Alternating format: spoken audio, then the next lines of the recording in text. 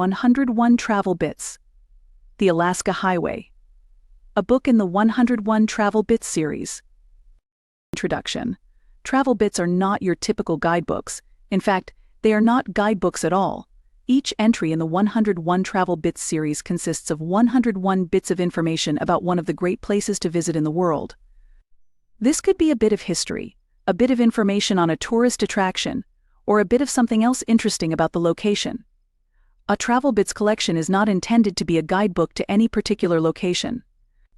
Each collection gives you information a typical guidebook ignores or, when it does address the topic, only gives you a basic amount of information. This is the history, the fun facts, and the interesting sights along the way that those of us at Travel Bits find to be one of the best parts of travel. If you are so inclined, we would love it if you would leave an online review of this audiobook and let others know how much you enjoyed it. Thank you, and please enjoy this entry in the Travel Bits series. A note from the founder. I grew up in a family that took road trips. My siblings and I would pile into the back of our full-size van, and we would head off to places unknown. On many vacations, those places unknown were truly unknown. We rarely had actual reservations or anything beyond a general idea of where we were headed. In this way, we visited most of the United States and Canada. One place we never visited as children was Alaska. It wasn't for lack of desire. I'm sure all of us wanted to see the 49th state. However, the trip up to Alaska via the Alaska Highway in our van would have taken much longer than our normal 2 weeks of vacation, and so it never happened. Those childhood trips gave me the travel bug. I visited many places in my 20s, but I never made it to Alaska. Then, in my early 30s, I had the chance to spend a year on the road with my dog, Choppy. When I started making plans for the year of traveling, there was one place I wanted to go more than any other: Alaska. Even more than visiting Alaska, though, I wanted to drive to Alaska via the Alaska Highway. To me, there was something romantic about the idea of a road built by the U.S. Army through the wilderness. It would be a grand adventure for a single woman traveling with her dog. The Alaska Highway didn't disappoint. Choppy and I took our time and stopped at anywhere that looked interesting. We took time to picnic and hike. We camped along rivers and in the woods. Choppy barked at bison and bears. I went to museums. It was a fantastic trip, even if I did have to visit the emergency room in Whitehorse after breaking my finger. Several years after that trip, I still find myself daydreaming of the gorgeous lakes along the road and the mountain vistas. I can't wait to make a return trip to Alaska and see even more of the Alaska Highway, one of the greatest roads in the world. Travel bit number 1. The Alaska Highway. The Alaska Highway is a 1,400-mile-long road that crosses some of the most inhospitable and least populated parts of North America. For decades before the Japanese bombed Pearl Harbor in 1941, people had discussed building a road from the lower 48 states of the United States to America's northernmost territory of Alaska. However, before World War II, no shortage of issues prevented it from happening. Temperatures along the proposed routes to Alaska varied from -80°F in winter to 80 degrees in summer. Upon the arrival of summer, the mosquitoes and flies came out for 3 snow-free months during which they could enjoy a human feast. Any road to Alaska would have to cross mountains, streams, and bogs as it traversed a bear-infested forest. Plus, despite some Americans thinking of their neighbor to the north as America Junior, Canada is its own sovereign country that would not take kindly to the appearance of bulldozers and thousands of Americans intending to build a road across their land. On December 7, 1941, with the bombing of Pearl Harbor, all the reasons that had prevented a road from being constructed to Alaska quickly disappeared. Suddenly, there were Japanese submarines in the Pacific Ocean that could disrupt the ordinary means of reaching Alaska by water, and thus, no safe way to supply the territory. To secure access to Alaska, the U.S. Army and a group of civilian contractors built a road that linked the United States and Canada to Alaska within 10 months of the bombing. This hastily constructed road gave the United States a guaranteed route to access Alaska throughout World War II, even if the Japanese disrupted ocean shipping lines. Called ALCAN, a contraction of Alaska Canada during World War II, it is now referred to as the Alaska Highway. After World War II, the U.S. Army turned control of most of the Alaska Highway over to Canada, and the highway built as part of the war effort became a magnet for tourists looking for an adventure. Today, the Alaska Highway links the town of Dawson Creek, British Columbia with Delta Junction, Alaska, as it crosses British Columbia, the Yukon, and Alaska. For 70 years, the road has been a beacon for tourists looking to complete one of America's greatest road trips. Travel bit number 2. Dawson Creek. Mile 0. The Alaska Highway begins in the city of Dawson Creek, British Columbia. Dawson Creek sits near the border of British Columbia and Alberta, approximately 360 miles northwest of Edmonton, Alberta. Despite a similar name, Dawson Creek, British Columbia, has no relationship to a similarly named television program popular in the United States during the late 1990s. For years, Dawson Creek was a small farming community on the Canadian frontier. In the 1930s, the railroad arrived in town, and was shortly thereafter followed by the U.S. Army, which made Dawson Creek one of its bases during the construction of the Alaska Highway in 1942. Dawson Creek is named after George Dawson, who surveyed significant portions of northwestern Canada during the 1880s. Dawson also served the Canadian government as both a chemistry professor and a cartographer. Due to a childhood illness, Dawson stood under 5 feet tall as an adult, but this did not prevent him from making significant discoveries as a surveyor. Today he is known as one of Canada's greatest scientists. Today Dawson Creek remains a farming community, but its economy is also greatly influenced by the oil and gas exploration in the surrounding areas. As the start of the Alaska Highway, nearly 150,000 tourists are also drawn to Dawson Creek yearly, making it their jumping-off point for the adventure promised by the long drive to Alaska. Travel bit number 3. The two beginnings of the Alaska Highway. Mile 0. As the beginning of the Alaska Highway, Dawson Creek provides tourists with not one, but 2 places to memorialize their arrival at the beginning of the long road to Alaska. Both are mile markers designated as Mile 0 of the Alaska Highway. The first and larger of these 2 markers is the gates to the Alaska Highway. Located next to a busy roundabout at the Northern Alberta Railways Park, this first marker is an arch next to downtown Dawson Creek. Red and blue lettering across the arch welcomes travelers to the first of the 1,400 miles of the Alaska Highway with American and Canadian flags, and a message that you are now entering the world-famous Alaska Highway. It is also believed to be the most photographed place along the entirety of the Alaska Highway. You can find the second of the markers that memorialize Mile 0 of the Alaska Highway in the center of downtown Dawson Creek. It is also the literal middle of an intersection, with cars swerving around it at all times of the night and day. Caution for those wanting to take pictures with this marker is recommended, especially for those who would like to see the other end of the Alaska Highway with all bones intact. This semi-dangerous marker is the one that denoted the beginning of the Alaska Highway when it opened to tourists in 1948. However, thanks to at least one previous accident during which a vehicle destroyed the marker, it is no longer the main marker for Mile 0. Travel bit number 4. The 1943 Dawson Creek Fire. Mile 0. In February 1943, as World War II continued to rage across Europe and the Pacific, the Alaska Highway had been completed and served as the only road to Alaska. At the start of the Alaska Highway, Dawson Creek served as the main staging area for those commencing the long trek up the road. Before the arrival of the U.S. Army, Dawson Creek was a frontier town with only a few ramshackle buildings.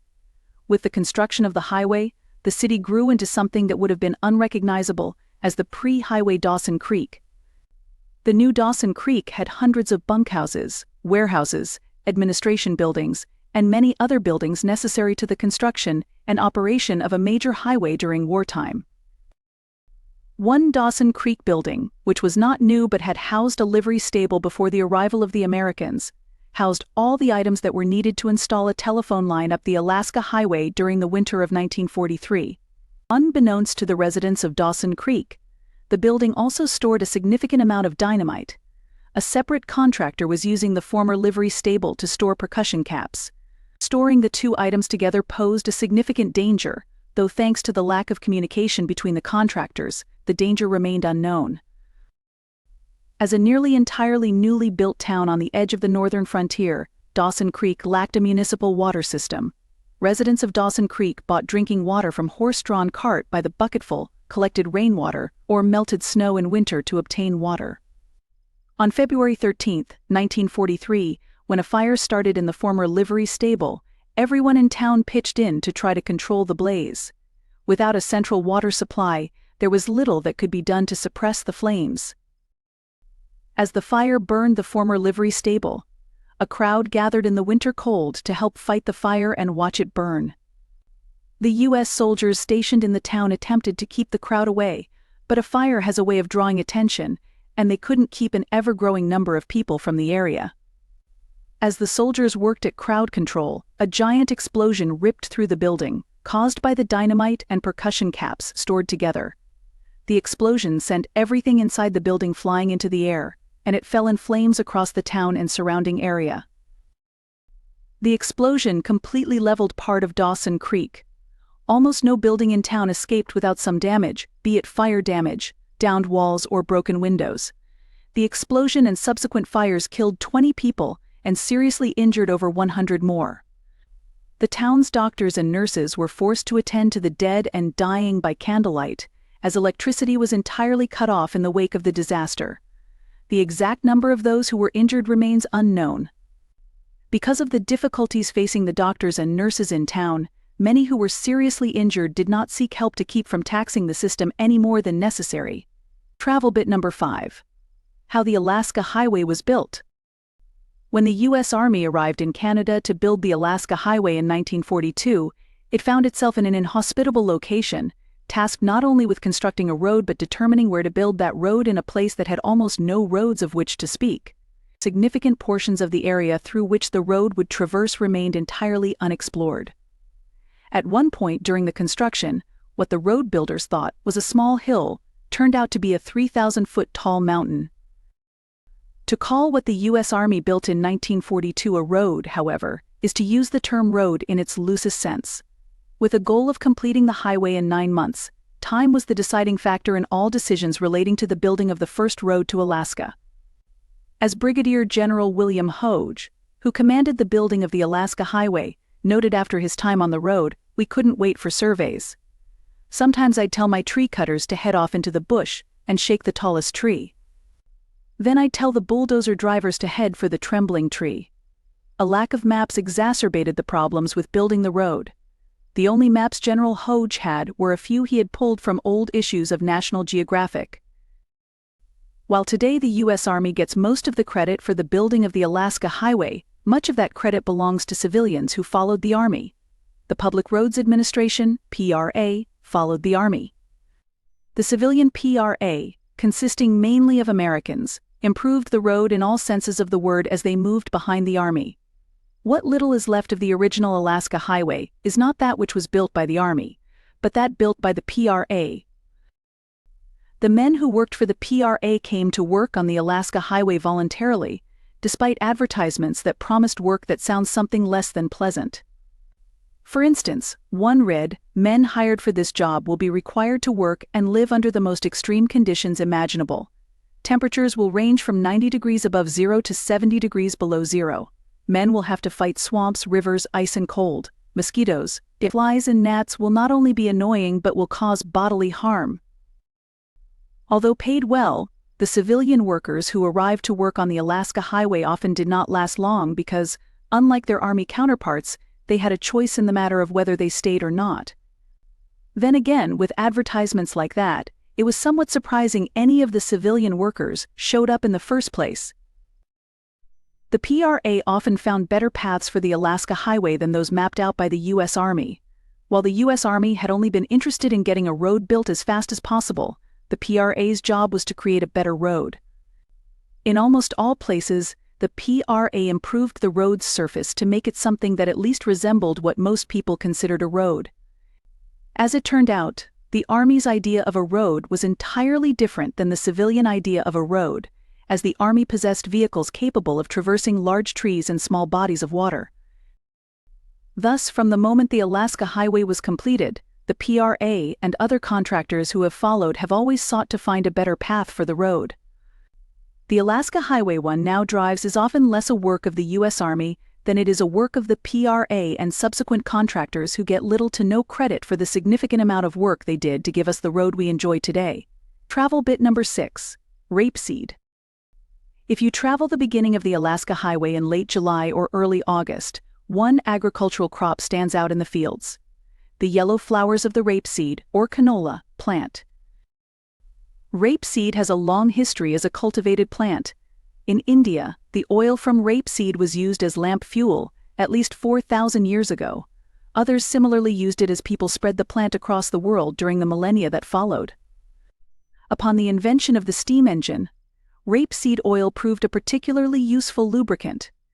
During World War II, the steam engines on many of the ships used by the navies of the world caused a shortage in rapeseed oil, and Canada stepped in to increase its production. Rapeseed grew well in Canada, even in the short summers of the northern portions of its provinces. After World War II, the demand for rapeseed oil decreased, and countries with large productions of rapeseed, like Canada, sought other uses for the oil. The rapeseed plants that now proliferate across Canada and the beginning miles of the Alaska Highway arose out of this quest to find a post-war use for rapeseed. In the early 1970s, scientists at the University of Manitoba bred the modern form of rapeseed to decrease the acid in the oil. The resulting product looked and tasted better than the rapeseed cultivated across the world, which had primarily served as a fuel and lubricant. The scientists gave the new plant the moniker canola, a combination of can for Canada and ola for oil. The new moniker was created in part to avoid the obvious language issues created by the term rapeseed, and can refer to the plant itself, or the oil that comes from the plant seeds. Today, in addition to its culinary uses, canola continues to be used as a fuel and lubricant.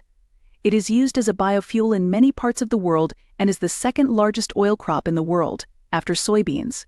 Travel bit number 7. Kiskatinaw Bridge, mile 17.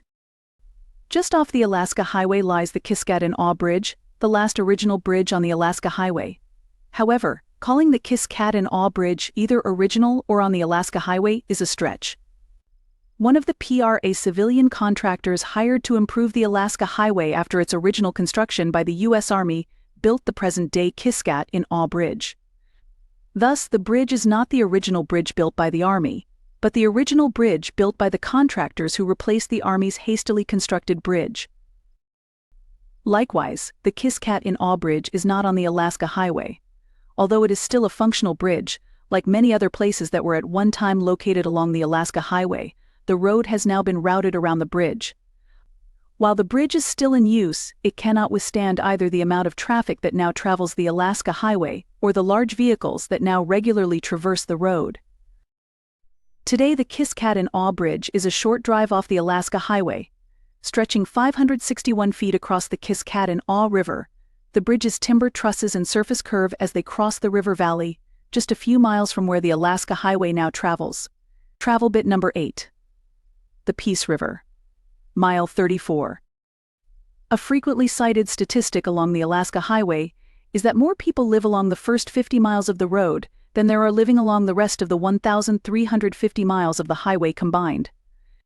One reason for this disparity in population is the Peace River, which provides water for the agriculture that initially allowed for settlement of this part of the world and continues to provide an economic base for those living along the beginning portion of the Alaska Highway. When initially building the Alaska Highway, the first two cities on the road, Dawson Creek and Fort St. John, were linked by a wilderness road. However, where the road crossed the Peace River, there was no bridge. Instead, during winter, travelers crossed the river via the ice sheet that covered its waters. During summer, a ferry plied the river. Unfortunately for those who wanted to travel between the two cities, for significant parts of the year the Peace River was not traversable due to high waters or the annual ice breakup. The U.S. Army could not function without a bridge linking the two communities and set to building a bridge across the Peace River along the old Wilderness Road. Unfortunately for the U.S. Army, constructing a permanent structure over the river proved difficult. Flooding washed away the first 3 bridges in quick succession. Finally, a suspension bridge built between 1942 and 1943 survived. It was one of 2 suspension bridges on the Alaska Highway at that time. However, in 1957, erosion led to the collapse of the suspension bridge, which was rebuilt into the non-suspension bridge that stands today. Today, the only suspension bridge remaining along the Alaska Highway is the bridge crossing the Lower Liard River. Travel bit number 9. Taylor, mile 35. Before the building of the Peace River Bridge, the ferry that served as the connection across the Peace River was in Taylor, British Columbia. In 1966, a dam on the Peace River controlled the floods that had wreaked havoc on the towns and bridges along the river until that time. Today, Taylor is a small community on the shores of the Peace River. Every year, the town hosts the world's invitational gold panning championships. Gold panning is a simple way to extract gold, in both nugget and flake form, from an area with a gold deposit. Its known history begins with the ancient Romans.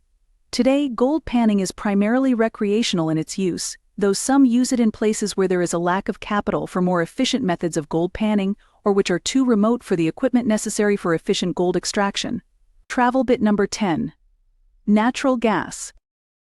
Between Dawson Creek and Fort Nelson, much of the small industrial site work along the road is natural gas exploration.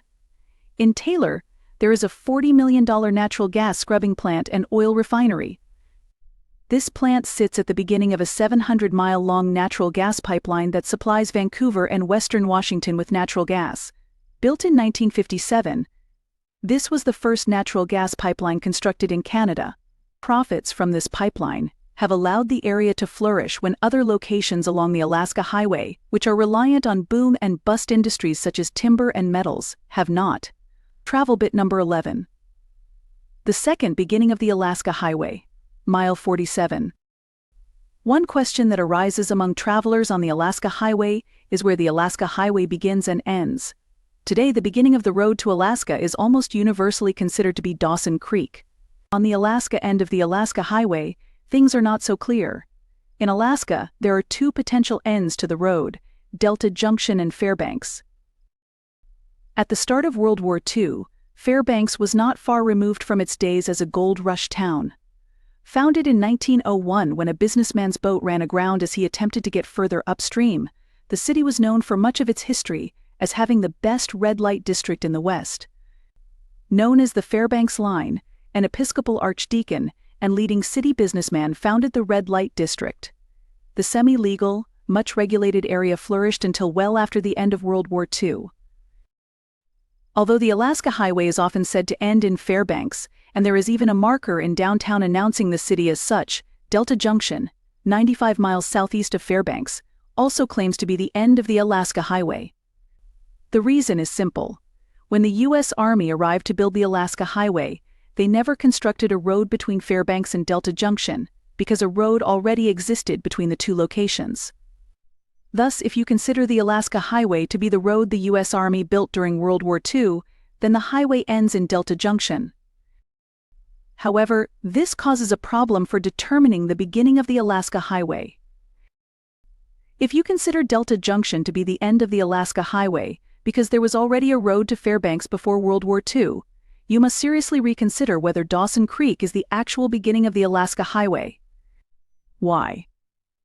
Because a road between Dawson Creek and Fort St. John, the next city on the Alaska Highway, already existed when the Army arrived in Canada to build the Alaska Highway. Unlike the road between Delta Junction and Fairbanks, however, the road between Dawson Creek and Fort St. John was not a modern road. It more closely resembled an ATV trail or bike path. Moreover, the road between Dawson Creek and Fort St. John lacked a bridge over the Peace River. Thus, when the Army arrived in 1942, while a road existed, there remained the small matters of building a major bridge and creating a wider, more functional road between the two cities. Today, among some travelers on the Alaska Highway, the actual beginning of the highway remains a topic of argument and debate. For purposes of this edition of 101 Travel Bits, though, we will consider Dawson Creek to be the beginning of the Alaska Highway and Delta Junction to be the end. Travel bit number 12. The Alaska Highway mileage issue. Travelers on the Alaska Highway quickly notice that there seems to be some confusion regarding mileage on the highway. Usually, this confusion first arises because someone sees that, although the actual mileage along the road is measured by kilometers and the metric system, The businesses along the highway refer to their locations in terms of miles in the imperial system. The reason for this began during the construction of the Alaska Highway. When the U.S. Army built the highway, the difference between kilometers and miles was not a problem. Canada, like the United States, used the imperial system of distance measurement at that time. Therefore, everything along the road was measured in the only way that made sense to most Americans, and at the time, Canadians: miles. In the 1970s, Canada switched from the imperial system to the metric system. With this change, no small amount of confusion was born for every traveler who ventures to Alaska via the road's winding path through northern Canada. This confusion arose because, although Canada had switched to the metric system, many of the places catering to travelers on the Alaska Highway continued to measure their location using the traditional mile system. This continued reliance on the imperial system was sometimes out of stubbornness, sometimes out of convenience, and sometimes out of a sense of history. Thus, despite the purported switch to the metric system, locations along the Alaska Highway continued to note their location by using miles, including some places run by the government, like the Mile 80 rest area. Put differently, the Watson Lake Signpost Forest, a classic stop along the highway, where people have been leaving signs from their hometowns since the first days of the road's existence, is listed at mile 635 on the Alaska Highway in guidebooks. This alone would be confusing, but the mileage situation gets far worse. From the day it was completed, Canada and the United States have worked to make the Alaska Highway a more efficient drive, mostly through shortening its overall length, as was done with the bypassing of the Kiskatinaw Bridge. The Alaska Highway has thus gone from its original length of 1,422 miles in 1942 to its current length of 1,390 miles. As a consequence, while the Signpost Forest is said to be at mile 635, it is only 613 driving miles from Dawson Creek. Because of this disparity, businesses regularly list both their driving distance from a fixed location as well as their historic mileage location on the highway. The further you get down the road, the greater the confusion. Even though there are kilometer markers and historical mile markers along the Alaska Highway, the historical mile markers are placed at random intervals, seemingly as a purposeful measure to confuse travelers as much as possible. As for the kilometer markers, at multiple locations, the markers manage to skip many kilometers. For example, a mile marker may read km 615, then the next marker you see reads km 620, even though you've only traveled 2 kilometers. Because that wasn't enough confusion, when Canada switched to the metric system, British Columbia decided it would measure distances along the Alaska Highway using their actual distances from Dawson Creek. However, in the Yukon, the territorial government decided they would measure distances as conversions of the historic mileage along the highway, ignoring the actual traveled distances. Thus, per the British Columbia government, the British Columbia-Yukon border was located at km 967.6, while the Yukon government said that the same location was at km 1009. The Yukon has now updated their system to comport with that of British Columbia. Unfortunately, even this recent change only slightly helps the situation. Even though most locations on the road kept their historic mileage designations, the governments in both British Columbia and the Yukon changed all their official signposts and mileage signs to the metric system without reference to the former system. And of course, the metric system doesn't solely apply to the mileage, but to the speed at which you travel. The result of this is that you see advertisements that say things like, "The Stay Inn, historic mile 700, only 50 kilometers away," and you still have no idea how far away from this hotel you are. Getting to the U.S. only helps this situation marginally, as the United States relies, like the previous Yukon system, on the traditional mileage along the road, ignoring the actual distances in favor of mileage signposts that indicate your 1942 location along the highway, rather than your modern-day location. Put simply, there is only one accurate milepost on the entire Alaska Highway, Mile 0 in Dawson Creek. Travel bit number 13. Fort St. John. Mile 47. Today, Fort St. John is the second largest city along the Alaska Highway. It serves as the center of British Columbia's oil and gas industry, though agriculture remains central to the city's economy. It also boasts a unique founding story. The original settler of Fort St. John was an escaped slave from Georgia named Daniel Williams. Upon arriving in Fort St. John, Williams took up farming during the short northern British Columbia summers and trapping during its far longer winters. These winter trapping trips could last days or weeks, and when he came home from one long winter hunting trip in 1879, Williams found that he had a new next-door neighbor, the Hudson's Bay Company. At the time, the Hudson's Bay Company controlled all the trading in northwestern Canada. When Williams arrived to find the Hudson's Bay Company next door, it would be like coming home today from a weekend away to discover someone had built both a new Target and Walmart next door to your home, along with several chain restaurants and a half-dozen hotels. Williams was not happy at the arrival of his new neighbors, and he decided to take care of them in a manner that was not exactly neighborly. He shot at one of the men who had moved into the outpost. The new neighbor, whose welcome to the neighborhood had been heralded with a gun, brought charges of attempted murder against Williams, who promptly hired a local character by the name of Banjo Mike to represent him in court. Among the defenses Banjo Mike offered to the jury was that Williams was an excellent shot, and had he wanted to murder the new neighbor, he would have done so in an efficient manner. There would have been no attempt at murder. Or, as Banjo Mike put it in court, if Williams had meant to kill the new neighbor would not be here today to amuse you with his little story. The jury hardly deliberated before finding Williams not guilty. Despite being found not guilty on this original charge and getting a second chance at freedom, Williams did not end his fight with the Hudson's Bay Company. Upon returning to Fort St. John after being acquitted, Williams proved his ability to go beyond merely attempting murder when he actually murdered a Mountie over the still simmering feud with the Hudson's Bay Company. Unlike the previous shooting, even Banjo Mike couldn't help Williams beat the murder charge the second time around. After being found guilty of murder, Williams found himself at the wrong end of a noose. The Hudson's Bay Company remained in Fort St. John, and the town became the city it is today. Travel bit number 14, Charlie Lake. Mile 51, Historic Mile 52. Located about 5 miles northwest of Fort St. John, Charlie Lake is a natural lake that measures approximately 8 miles long and 3 miles wide. On May 14, 1942, as soldiers were being ferried down the length of Charlie Lake to a construction site along the Alaska Highway, a spring storm unexpectedly blew up on the lake, capsizing the pontoon raft the soldiers had been riding about half a mile from shore. At the time of the accident, the waters of Charlie Lake remained frigid from the winter. 12 of the 17 soldiers aboard the raft drowned in the cold water almost immediately.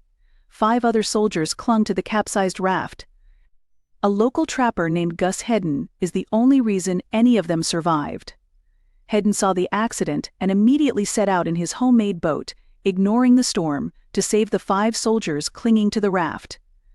He made 3 trips to and from the capsized boat to rescue the soldiers as the storm raged around them.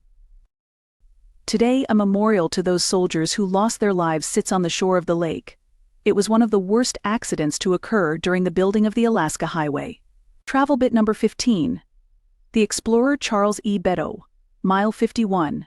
Historic Mile 52. In 1934, the residents of Fort St. John became acquainted with the character of Charles E. Bedaux. Bedaux, a self-made millionaire, made his fortune as an industrial management consultant. He had a knack not only for getting extra productivity out of a company's workers, but for shrewd investments. With the money from his work and investments, Bedaux became something of an adventurer and explorer. For example, he traversed the roadless Sahara Desert with a convoy of 5 cars. In the summer of 1934, Bedaux decided he would conquer the northern Canadian Rocky Mountains. When Bedaux arrived on the shores of Charlie Lake in the summer of 1934, it was readily apparent that the millionaire was not one to travel without the comforts of home. He arrived in northern Canada with 2 limousines, 5 half-tracks, a truck with both wheels and tank-like tracks, several more supply trucks, a float plane, 3 riverboats, dozens of hired cowboys, and 130 horses. Among his supplies were cases of champagne, caviar, and foie gras. Bedaux's wife brought along her French maid, while Bedaux brought his valet. There were various other members of the travel party, including a wireless operator, an auto mechanic, 2 cameramen, a ski wrangler, and a woman whose presence with the group appeared entirely superfluous. Although some suspected Bedaux of being a German spy, a conspiracy theory that only gained traction when Bedaux later became friends with much of Adolf Hitler's inner circle and an economic advisor to the Nazis. He apparently only sought an adventure with his trip to Charlie Lake and the Canadian Rockies. Their sizable traveling party proceeded into the mountains as July came to an end. Their traveling speed was hampered both by Mrs. Bedaux's refusal to rise before noon and by the half-tracks, which were entirely unsuited to travel across the rocky peaks. Within a few days of departing Charlie Lake, Bedaux decided to abandon the vehicles. They were promptly driven off cliffs. Their drivers jumped off them at the last possible moment, as the half-tracks fell hundreds of feet to the ground below. The two cameramen proved their worth by filming the destruction. Proceeding after that by horseback, the Bedaux party found themselves trapped by snow by the end of September. When spring came, and the party was able to return to Fort St. John via the Peace River, they arrived in Fort St. John as a more bedraggled, but still intact, group. While Bedaux made few contributions to the geographical knowledge of the northern Canadian Rockies with this journey, he definitely found the adventure he had been seeking. As for Bedaux, after this particular adventure, his life took an unexpected turn. As noted, Bedaux became friends with Hitler's inner circle and a Nazi economic advisor. In 1942, American forces captured Bedaux in northern Africa. The Americans held him as a Nazi collaborator. Approximately a year and a half later, Bedaux committed suicide in the Miami safe house where the FBI had housed him. Travel bit number 16. Tourism on the Alaska Highway. In 1946, with World War II over, the United States handed control of the approximately 1,200 miles of the Alaska Highway situated in Canada over to the Canadians. In 1948, the Alaska Highway opened to tourist traffic for the first time. The Alaska Highway remained mostly dirt and gravel for years. Travelers along the road brought extra tires, gas, and supplies, and still, many cars which started up the road did not ultimately make it to Alaska. Over the years, Canada and the United States have improved the road. The 1980s brought the paving of the last bit of gravel road, and today, except for portions that have washed out or are under construction, it is a modern highway. Travelers along the Alaska Highway today may encounter car trouble, but it usually has nothing to do with the road itself. Having a spare tire and a basic knowledge of your car is still a good idea, but it is no longer a difficult road to drive. However, that does not make the Alaska Highway a trip for the faint of heart. Gas stations can be over 100 miles apart on the more remote parts of the road. Anything beyond basic car service is only available in a few places along the 1,400 miles of the highway. During winter, the distances between car repair facilities increase as businesses close for the slow tourist season. During summer, the road regularly washes out and stretches. In particularly wet years, significant portions of the Alaska Highway may be gravel construction zones barely a lane wide to deal with these washouts. More than a few of the animals commonly found along the highway are perfectly able to kill or maim a tourist, and at least some of those are of the two-legged human variety. Car accidents along the Alaska Highway are common. On remote parts of the road, the hulks of crashed semi-trucks and cars sometimes remain long after their injured occupants have left, a morbid reminder of the potential of the road for harm. Travel bit number 17. The Cut. Mile 124. Because speed was the primary factor guiding decisions as to the location of the Alaska Highway, the highway as constructed by the U.S. Army in 1942 often bypassed areas where significant work would be required to build the road. One of the few original exceptions was the Cut. The Cut is a rock cut travelers arrive at around mile 124. Here, the Alaska Highway passes through a deep cut in the rocks that lie under the northern Canadian soil. Although there were few rock cuts along the original Alaska Highway, the other major exception being the area around Muncho Lake, those constructing the road dug small cuts near the highway to obtain gravel for use in construction. You can still see these shallow ruts along the entire length of the original path of the Alaska Highway. Today, unlike the original road, the Alaska Highway passes through many deep rock cuts. The PRA began digging these cuts almost immediately after the Army's completion of the first road, and they have been integral in shortening the length of the Alaska Highway. Travel bit number 18. Flooding on the Alaska Highway. From the moment construction began on the Alaska Highway, floods have proven to be a significant and regular problem along the road. In July 1943, the first summer the highway was open, July 9th and 10th, brought the most rain people living in the vicinity of the Alaska Highway could remember.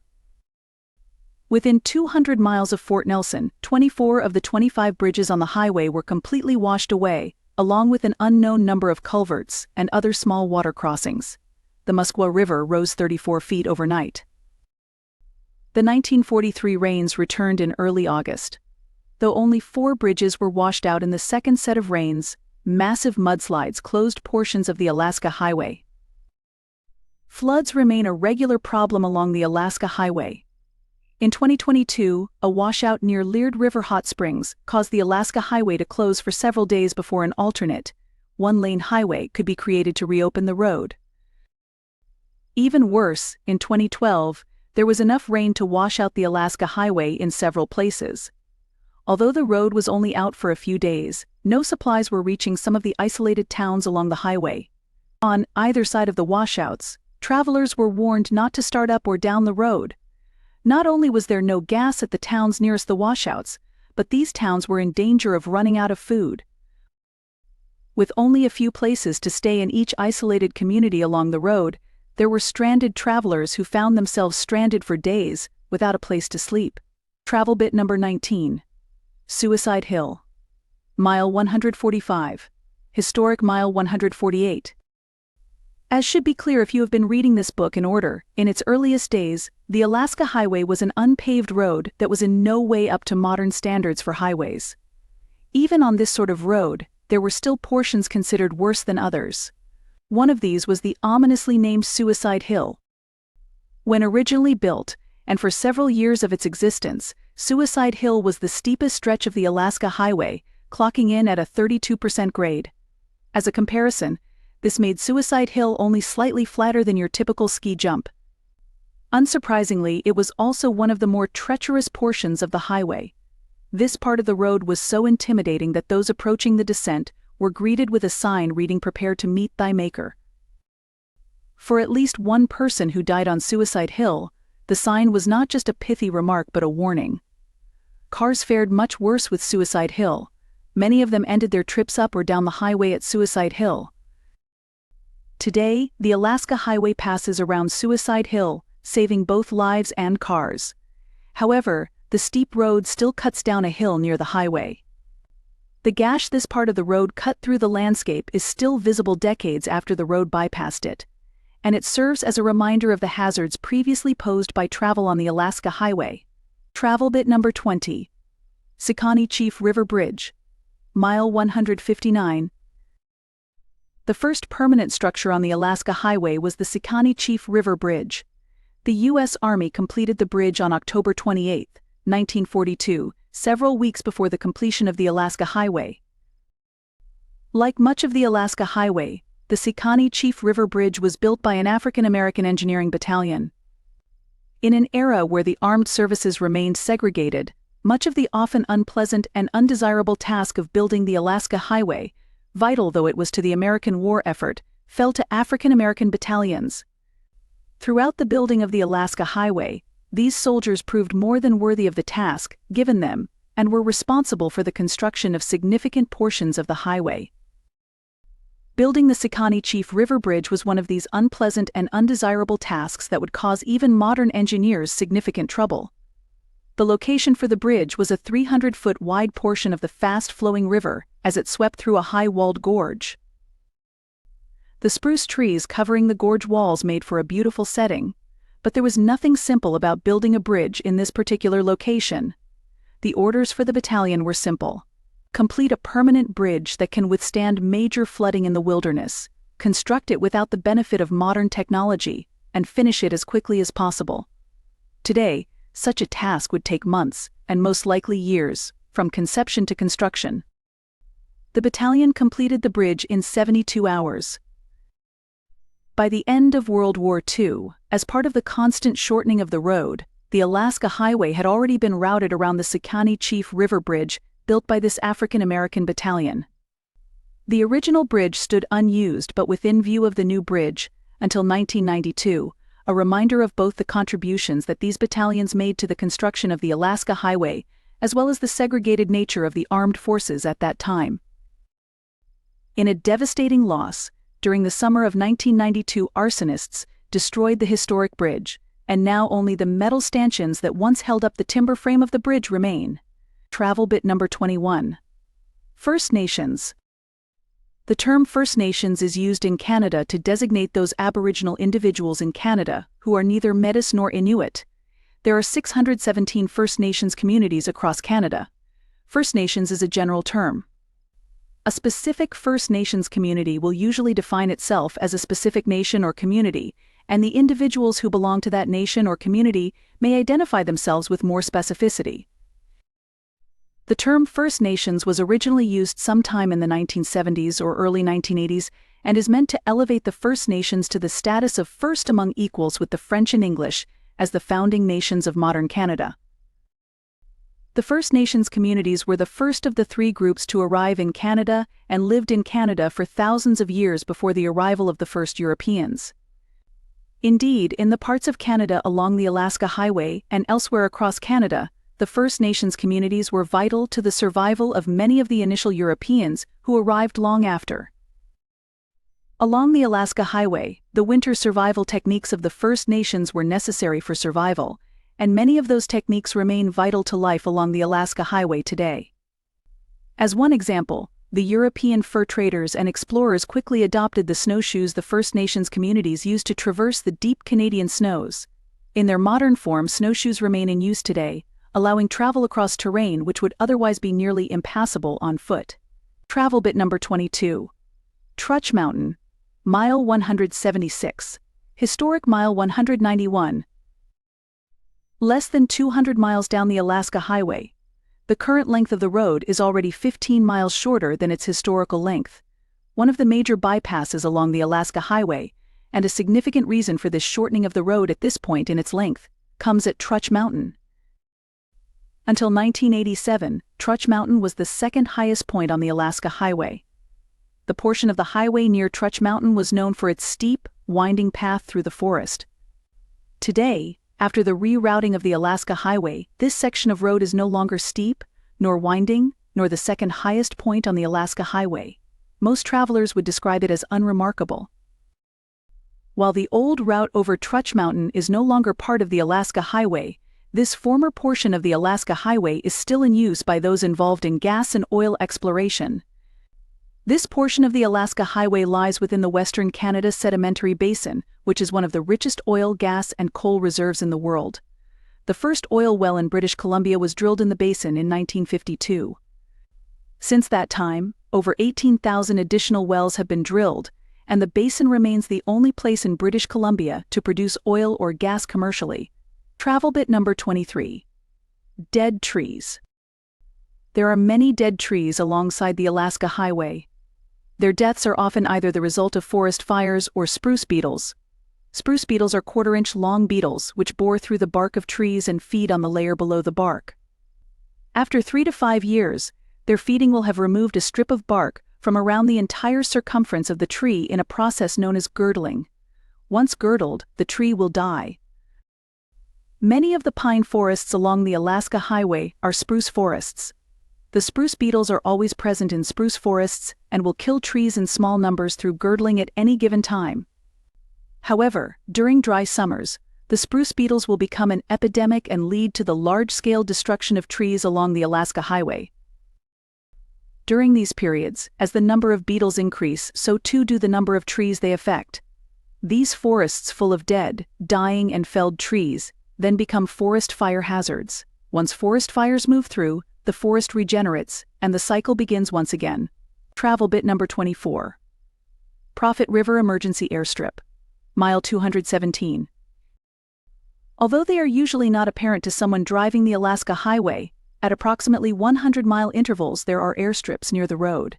Some of these are still in use, some are for emergency use only, and others have fallen into disrepair. Most of these airstrips predate the Alaska Highway and were built as part of the Northwest staging route. Before the entry of the United States into World War II and the threat of Japanese interruption of shipping in the Pacific, the U.S. and Canada wanted a method to allow communication and some non-sea-based transportation with Alaska. The answer was the Northwest staging route, a series of airstrips across northwestern Canada that linked Edmonton, Alberta to Fairbanks, Alaska. Eventually, these airstrips allowed communication and transportation all the way to Russia. In the early days after the entrance of the United States into World War II, the Northwest staging route was a vital means of keeping Alaska connected to the rest of the United States, as a Japanese attack on the West Coast remained a constant threat. Although it quickly became known as a safe route for air travel, in its earliest days, it was anything but safe. On the first flight of 38 planes up the full Northwest staging route during World War II, crashes claimed 27 of them. Despite these crashes, within a month most of the planes that set off on the first trip had made their way to Fairbanks. Ultimately, 12 planes on that inaugural trip never finished the route. Those are not the sort of numbers that inspire confidence in air travel. Today, most of these airstrips are abandoned, and nature is reclaiming them. The Prophet River Emergency Airstrip is one of the airstrips still available for emergency use and is just a few feet off the Alaska Highway. Travel bit number 25. CATEL. CATEL, an abbreviation for Canadian Telephone, once provided a vital part of the Alaska Highway. As part of the construction of the road, the company was charged with completing a $4.3 million project to provide reliable telephone and teletype communication with the outside world for every Army and Air Force installation along the Alaska Highway. With logistical support from the military, CATEL used a civilian workforce to do just that. The project was anything but easy. For example, the construction workers discovered the ground was so frozen, even in October, that earth augers were ineffective at drilling holes for the telephone poles. Instead, they had to use dynamite to drill holes for the telephone poles. Until 1963, the system built by CATEL during World War II served the highway, at which point microwave relay stations replaced it. The towers housing these newer relay stations that replaced the original system remain at regular intervals along the Canadian portion of the Alaska Highway. Travel bit number 26. Muskwa River, mile 281. The lowest point on the Alaska Highway is the bridge over the Muskwa River, just before the arrival of the road in Fort Nelson. Within 100 miles of this lowest point on the Alaska Highway, the highway reaches its highest point, at Summit Lake. Shortly after leaving Fort Nelson, the Alaska Highway travels through the Muskwa-Kachika Management Area. At almost 16 million acres, Muskwa-Kachika is approximately the size of Ireland and is the largest wilderness region in the Canadian Rockies. The purpose of Muskwa-Kachika, as stated in the act that established it, is to maintain in perpetuity the wilderness quality and the diversity and abundance of wildlife and the ecosystems on which it depends, while allowing resource development and use in parts of the Muskwa-Kachika Management Area designated for those purposes, including recreation, hunting, trapping, timber harvesting, mineral exploration and mining, and oil and gas exploration and development. Because it has the greatest abundance and diversity of large, wild mammals in North America, some refer to Muskwa-Kachika as the Serengeti of the North. Drivers on the Alaska Highway are almost guaranteed to see large mammals on the section of the drive through Muskwa-Kachika, and likely of more than one species. Travel bit number 27. Fort Nelson, mile 283. Historic mile 300. Fort Nelson, like most of the other towns in northwestern Canada with names using the term fort, was established as an outpost of the Hudson's Bay Company. These forts were not military establishments, but fortified locations where trappers and others living in the area could come to sell furs or buy supplies. The current city of Fort Nelson is not at the original site established by the Hudson's Bay Company. Instead, it is on its fifth site along the Fort Nelson and Muskwa rivers. The location of the original Fort Nelson is of some dispute, but there is no dispute as to its end. It burned to the ground in 1812. Today, Fort Nelson is the last city along the Alaska Highway to have rail service connecting it to the rest of Canada and the United States. Beyond Fort Nelson, you can only reach the remote communities by car or plane.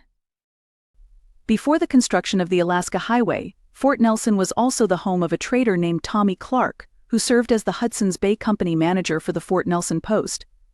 At some point in his life, Clark had lost one of his eyes. He had replaced this lost eye with a glass one. Or, more accurately, Clark had replaced his lost eye with many glass eyes. Clark changed out his glass eye to suit the occasion. For example, on Sundays he sported a glass eye that included a cross, and he had another eye featuring a Union Jack. Clark even had one brown eye to match the non-glass eye. More than one traveler who made it to Fort Nelson during Clark's service as the manager of the post commented on his choice of eyewear in the reports and journals they sent home and kept as part of their adventures in the North. Travel bit number 28. The world's largest chopstick factory. Mile 283. Historic Mile 300. For several years, Fort Nelson, a Canadian city on the edge of the wilderness with fewer than 4,000 residents, had the distinction of being home to the world's largest chopstick factory. Yes, the world's largest chopstick factory. The forest that surrounds Fort Nelson is composed of aspen, which is the preferred wood for making the ubiquitous disposable wooden chopsticks associated with Asian food throughout not just North America, but Asia as well. At its height, the factory made 8 million chopsticks a day destined for the Japanese chopstick market. Unfortunately, the only way the factory was economically viable was through government subsidies. As soon as the Canadian government stopped subsidizing the factory, it closed shop. Today, Japan gets its chopsticks from Russia and China. Travel bit number 29. Dall and stone sheep versus bighorn sheep. Some do not consider the Alaska Highway to be a real wilderness road until it leaves Fort Nelson. Although there is a great deal of wildlife to be seen before Fort Nelson, the amount that exists along the way increases dramatically almost immediately after you leave Fort Nelson. One of the more common animals seen along this portion of the Alaska Highway is the stone sheep, a close relative of the better-known Dall sheep. Dall sheep, which are prevalent in the Yukon and Alaska, are a pure white wild sheep. The stone sheep more commonly seen in British Columbia are incredibly similar to Dall sheep, but instead of a pure white coat, they have at least some gray and black color in their wool. The two sheep are so closely related that the stone sheep is considered a subspecies of the Dall sheep, and some research now suggests they are the same species with different color variations. Together, the two types of sheep are known as the thin-horned sheep because of the size and shape of their horns. Stone sheep frequent areas around the Alaska Highway, particularly the portion of the road near Muncho Lake. The Dall and stone sheep are closely related to the bighorn sheep that inhabit the Rocky Mountains in the lower 48. Bighorn sheep are larger than their Canadian and Alaskan counterparts, and their horns are large and curled close to their heads. Dall and stone sheep have thinner and longer horns than bighorn sheep. The sheep one sees along the Alaska Highway are always either Dall or stone sheep. There are no bighorn sheep in this portion of the Rockies. Travel bit number 30. Canadian Rocky Mountains. Like the increase in the wilderness and number of animals after Fort Nelson, the scenery just after leaving Fort Nelson also makes a dramatic change. While there are mountains before getting to Fort Nelson, the road after Fort Nelson climbs into the Canadian Rocky Mountains. Instead of rounded mountains and mountain-like foothills, these are the stereotypical rocky crags one thinks of when thinking of mountains. For approximately 200 miles after Fort Nelson, the Alaska Highway travels through some of the most scenic vistas of its entire route. The beautiful stretch of road past Fort Nelson was one of the last sections of the Alaska Highway to be routed when the original path of the highway was determined. Some portions of this part of the road were not even routed until well into the summer of 1942, long after construction of most of the Alaska Highway had begun. Less than 50 miles from Fort Nelson, Steamboat Mountain rises 3,000 feet above the valleys that surround it. Unlike some of its rockier neighbors, Steamboat Mountain doesn't look as if it would be difficult to get around. Its slopes don't appear steep when viewed from a distance. However, when the engineers plotting the route of the Alaska Highway approached Steamboat Mountain, they could not find a pass over its seemingly friendly slopes. Only a chance encounter with a local trapper allowed the engineers to discover the pass over the mountain. Although the engineers plotting the route for the Alaska Highway could build a road over Steamboat Mountain, a path through the mountains at a lower level was preferable. After showing them the high pass, the trapper took one of the engineers down to the valley to show him how to cross the mountains at the preferred lower elevation. During this trip to the valley, the men camped at the confluence of two major rivers in the area, the Muskwa and the Tetsa, which gently flowed past their scenic campsite.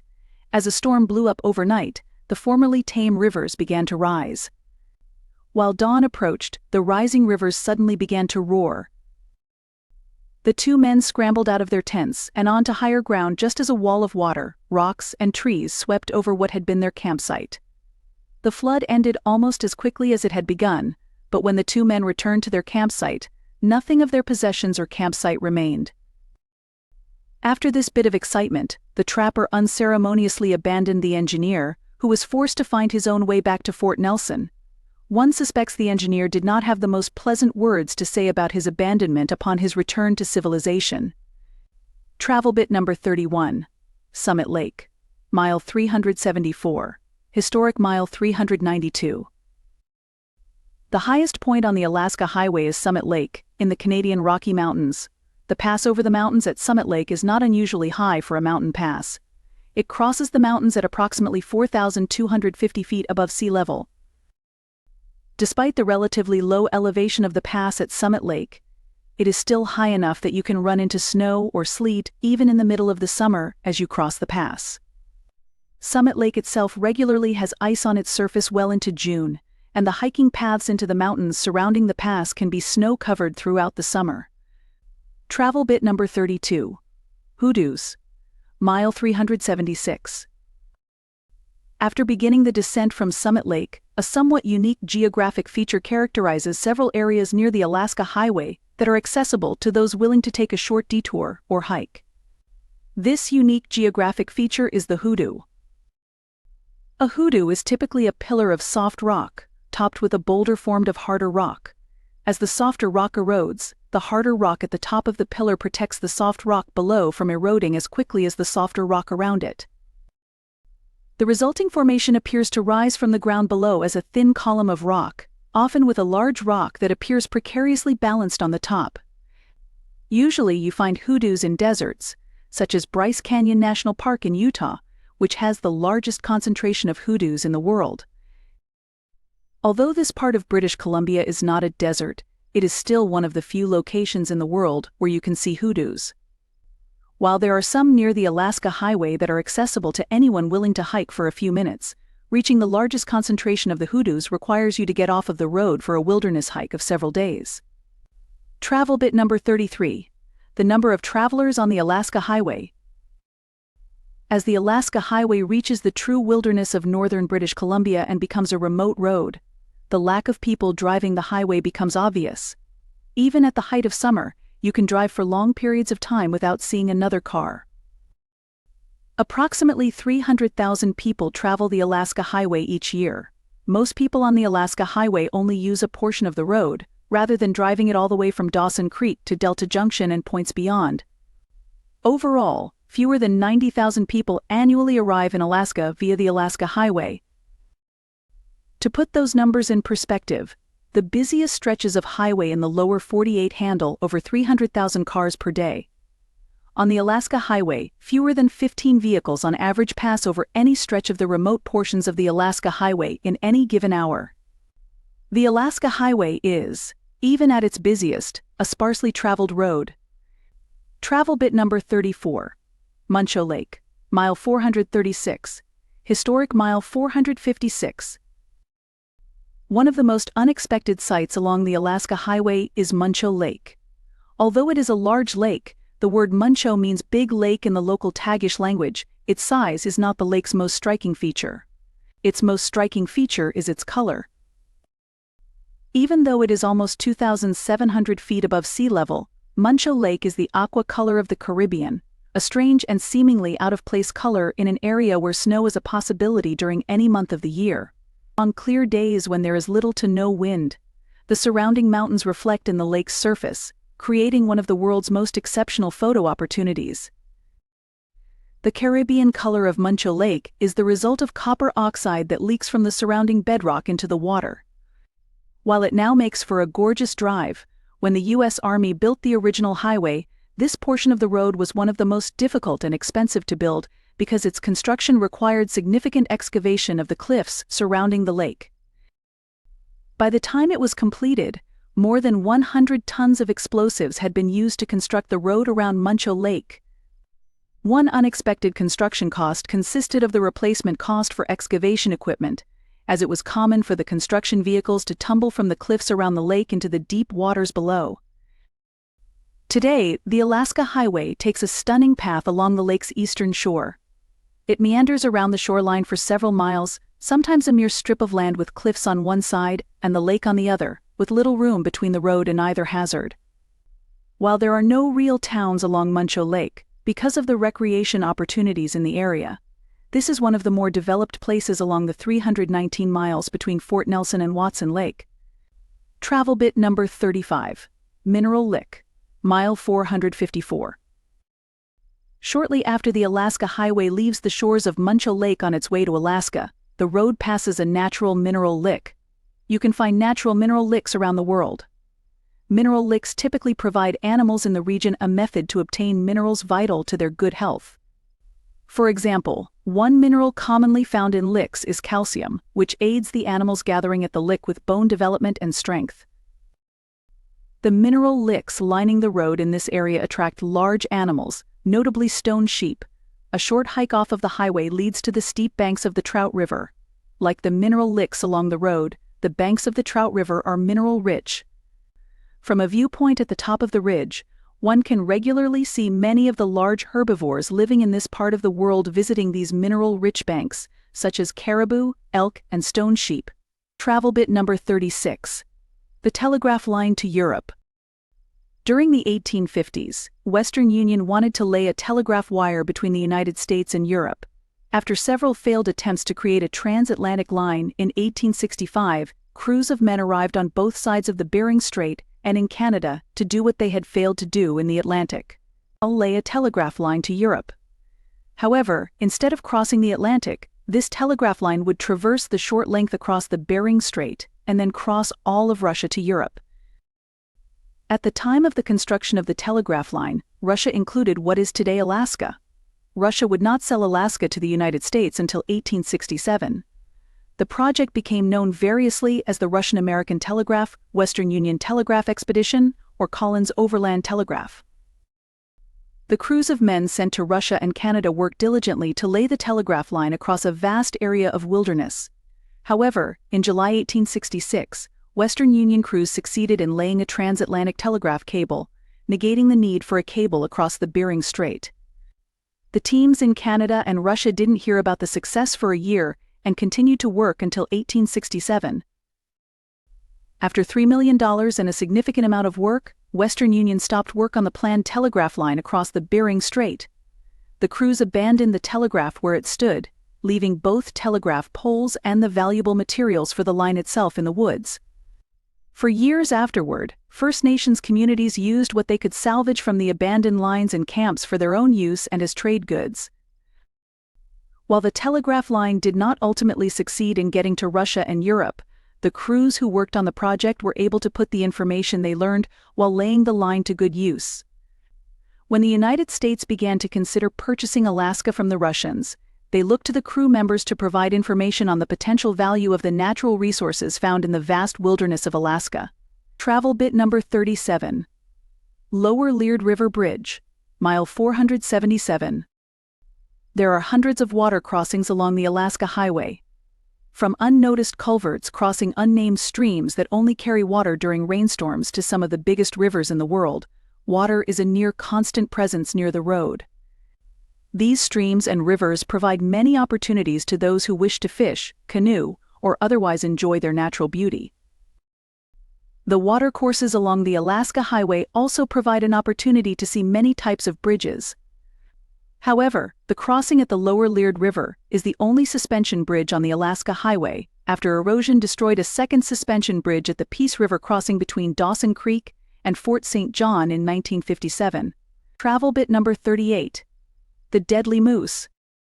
Many visitors traveling the Alaska Highway assume that the most dangerous animal they will encounter is the bear. However, this assumption is wrong. The most dangerous animal along the Alaska Highway is the moose. Moose attack more people every year than bears and wolves combined.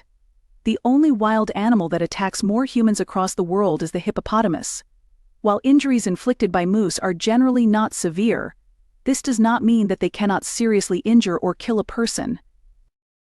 In 1995, a moose on the University of Alaska at Anchorage campus stomped a man to death. An Alaskan wildlife biologist has been widely quoted as saying that the best practice around moose is to go away around a moose. Assume every moose is a serial killer standing in the middle of the trail with a loaded gun. Those who travel with dogs should be particularly wary of moose. Moose seem to be more likely to attack dogs and people with dogs.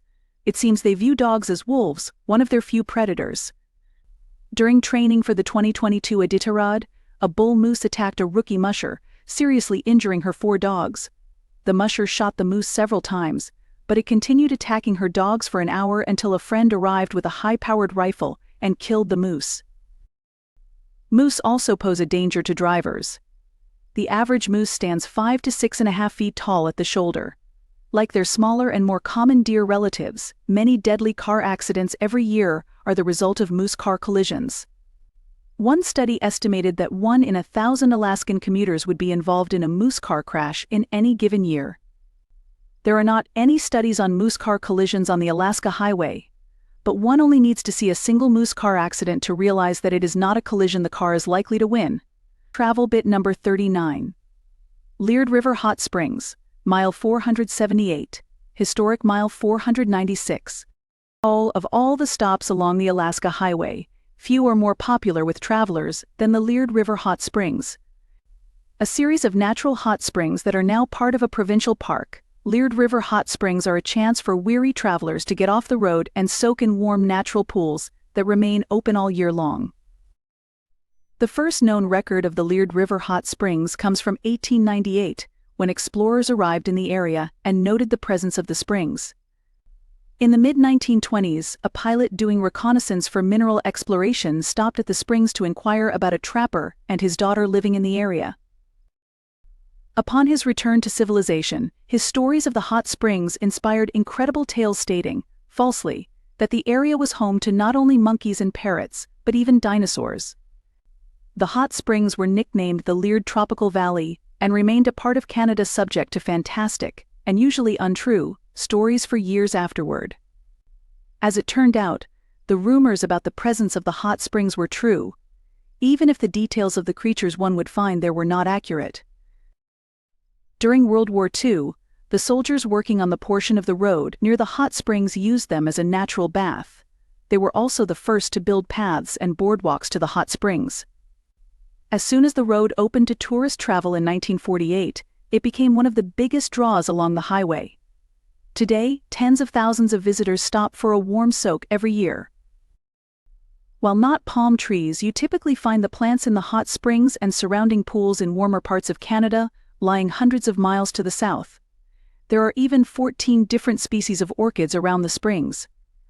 Many have described hot springs as islands that are isolated pockets of climate within a larger climate. In other words, hot springs are an ecosystem within an ecosystem. Liard River Hot Springs is no exception. A study of the vegetation around the Liard River Hot Springs found 82 species of plants growing near the springs, of which 43 were temperate species not normally found in the area. For many of these 43 plants, the hot springs were the furthest north they had ever been discovered. There are multiple species of carnivorous plants that call the hot springs home, in addition to orchids and ferns that are generally not found anywhere near this part of the world. When it comes to animal life, the hot springs attract a large number of animals thanks to their warmth and open water throughout the year. On the smaller side, tiny lake chub call the hot springs home. These small fish dart beneath the feet of visitors walking the boardwalks across the warm swamps to the hot springs and are uniquely able to withstand the warm water and chemical content of the hot springs. On the larger side, the hot springs are also home to many moose, who placidly graze along the boardwalks, happy for an easy meal in these Canadian tropics. There is some evidence of a snail that exists only in the vicinity of the hot springs, but a lack of study means no one knows for sure if the snail exists. Years ago, pranksters let a snapping turtle loose in the swamps around the pools, despite it being well north of its usual habitat. Thanks to the warm water of the pools, though, the snapping turtle survived for years, evading capture by the park rangers and providing a unique wildlife viewing experience for this part of Canada. Travel bit number 40. Fort Halkett and Smith River Falls, mile 496. From 1829 to 1875, Fort Halkett was a Hudson's Bay Company trading post on the Liard River. As previously noted, such forts were not forts in the typical military sense. Although they protected the individuals living within their walls, these forts existed mainly to trade with those living in the area. In this part of Canada, that trading consisted primarily of fur trading with the First Nations people and the few other trappers living in the vicinity. Today, the former location of Fort Halkett is within Fort Halkett Provincial Park. Fort Halkett Provincial Park is also the location of Smith River Falls, a pretty waterfall, a short drive and hike off the Alaska Highway. While pretty in the summer, Smith River Falls has the dubious winter distinction of being the location of the fourth coldest temperature ever recorded in North America. Travel bit number 41. $1 Million Valley, mile 495, historic mile 514. Despite traversing a wilderness area in an era where air travel was less than 50 years old, the Northwest staging route was known to be extremely safe, despite initial issues. However, its reputation for safety didn't mean there weren't problems along the route. In its early days, there were no published maps for pilots to use for navigation along the Northwest staging route. Any maps that existed were hand-drawn, often on the spot, for those who were unfamiliar with the route. This was not the most reliable method of navigation. In January 1942, 3 B-26 Marauder pilots discovered exactly how poor a method of navigation this could be. These 3 pilots and their crews had been handed some of the aforementioned hand-drawn maps and sent on their way to the next airstrip with a simple message: "You can't miss it." They missed it. In a snow shower, the pilots were unable to find the next airstrip and ran out of fuel. They crash-landed their planes in a valley near the local river. Unfortunately, this being northern Canada, the local river was not really near anything useful to people who had just crash-landed, such as a road or a town. After a local pilot found the crash-landed planes, it took a week to evacuate all the pilots and crew members. However, the planes had to be abandoned in the valley. The valley where the planes had landed, a previously unnamed and unremarkable valley, was given the moniker the $1 Million Valley. The reason was simple: it was the supposed value of the abandoned planes in the valley. After World War II, only a few of the B-26 Marauders of the type that crashed into the $1 Million Valley survived. The vast majority were scrapped for the value of their metal. Over 3 months in 1971, an aircraft enthusiast sent a team in to rescue the abandoned planes in the hopes of restoring a very rare aircraft. He was successful. All 3 planes are now either restored or in the process of being restored into airworthy planes. One of the planes, which has been restored to flying condition, is on public display at Fantasy of Flight, outside of Orlando, Florida. Travel bit number 42. Grizzly bears versus black bears. If one species of animal is associated with the Alaska Highway more than any other, it is the bear. There are 2 species you can see along the Alaska Highway: the black bear and the grizzly bear. There are thousands of each in the woods surrounding the road, and for the most part, they exist peacefully with the many humans who travel along the highway each year. Grizzly bears, also known as brown bears, are larger than their black bear cousins. Other than by size, the 2 bears can be differentiated by going through a series of 3 characteristics: hump, facial profile, and ears. Grizzly bears have a large hump on their shoulders which black bears lack. Grizzly bears have a concave facial profile, while that of black bears are straighter. The grizzly bear's muzzle is also more prominent than that of a black bear, and they have deep-set eyes. Black bears look more dog-like, with flatter, shorter fur on their faces than grizzly bears. As for ears, A grizzly bears are short and round, in contrast to the tall ears of the black bear. While grizzly bears are typically known for being more aggressive than black bears, there are some who believe that the black bears along the Alaska Highway are more aggressive than typical black bears. A black bear at Liard River Hot Springs killed 2 visitors to the park. Park officials regularly close trails at the park because of bear activity, and they have installed an electric fence around the park's campground to reduce interactions between park visitors and bears. Only a few years ago, a black bear attacked a couple at their home near Delta Junction, the end of the Alaska Highway. The bear killed the husband in between his home and the lake on whose shores the couple resided. Thus, while identification of the bears in the area is useful, one should give all the bears who live in the area a wide berth, as both types are capable of injuring or killing those who do not. Travel bit number 43.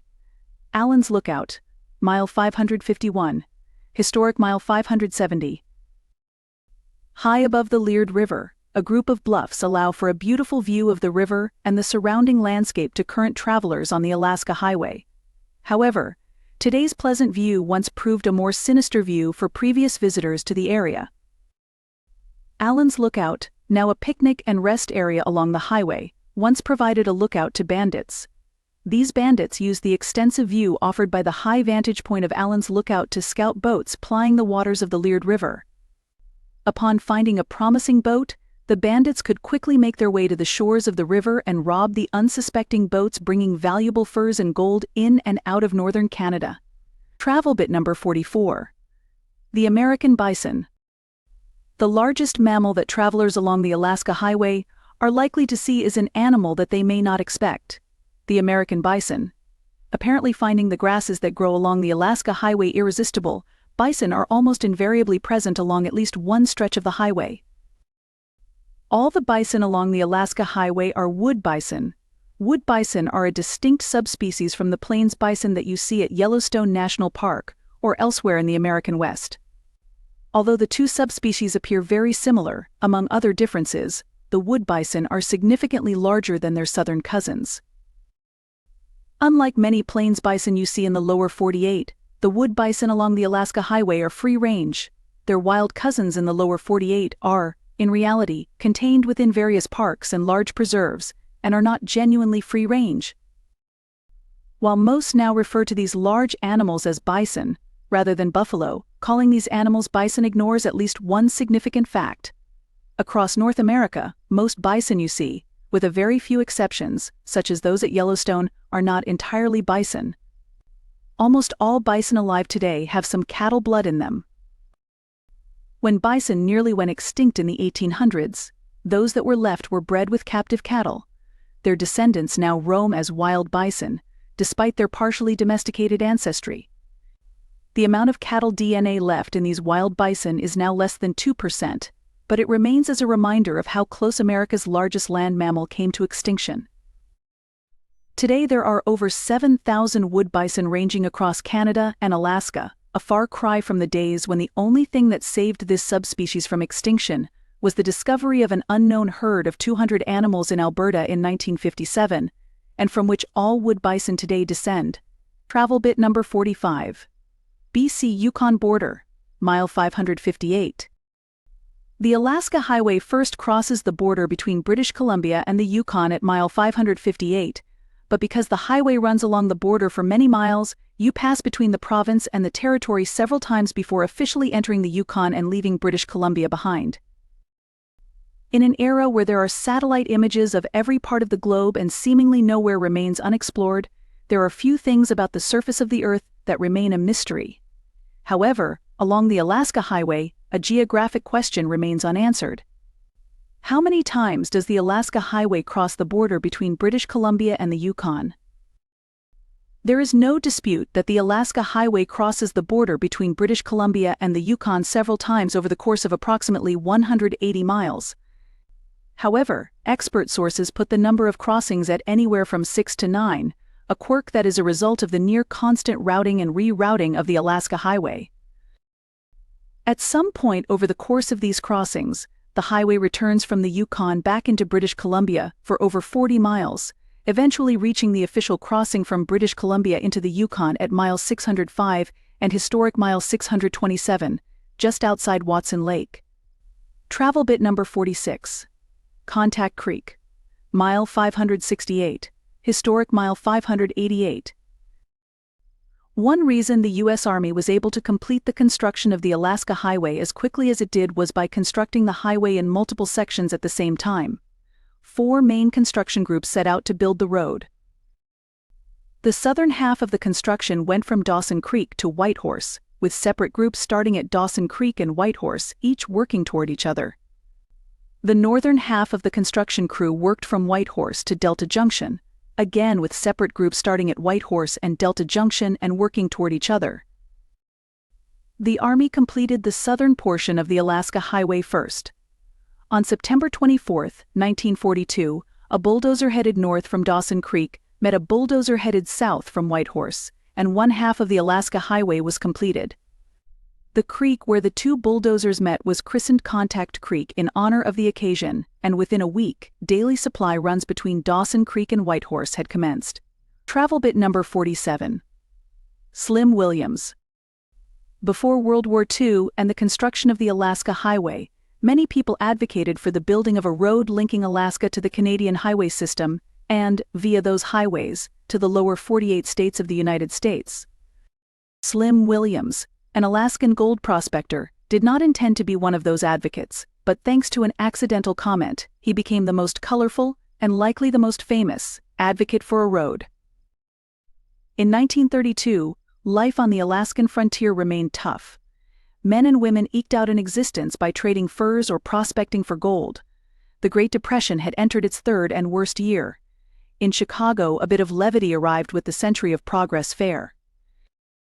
Held on the shores of Lake Michigan, the fair gave almost 40 million visitors the chance to see new cars, gadgets of the future, and even the first baseball all-star game as an antidote to the struggles of everyday life.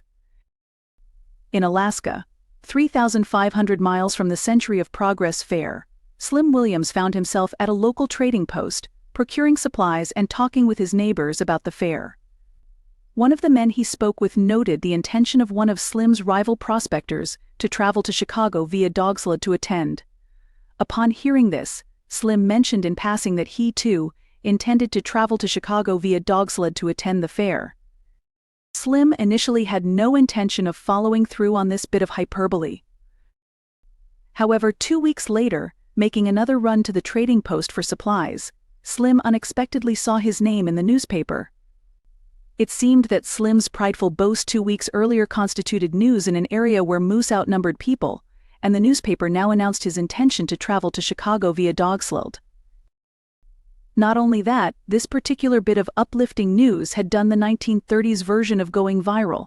It was already or would soon be printed in newspapers in all 48 of the states. Not one to back out of a commitment, even one he had not intended to make, Slim began preparations to drive his sled dogs from Alaska to Chicago. He had planned to make the trip without outside backing, but while preparing, another advocate for a road from the lower 48 to Alaska approached Slim. This other well-off advocate for building a road offered Slim $300 if he would just add a slight detour to Washington, D.C. as part of his trip. In Washington, Slim would then lobby for a road to Alaska. Slim accepted the offer and found himself with an extra 700 miles tacked onto his trip to Chicago. In November 1932, Slim Williams and his dog team set out for the lower 48.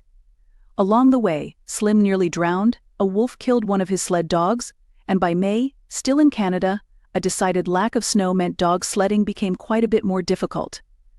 Slim procured wheels for the dog sled, and 10 months after he had set out, Slim arrived at the fair in September 1933. For 6 weeks, Slim became one of the most popular exhibits at the fair, eating and sleeping with his dogs on the shores of Lake Michigan, before heading on to Washington. Upon the completion of the last part of the journey, Slim arrived in Washington as an extremely popular man. He hadn't even changed out of his dog sledding clothes before he was meeting with none other than the President, Franklin D. Roosevelt. Apparently, the $300 spent to get Slim to Washington to meet with influential people had been money well spent.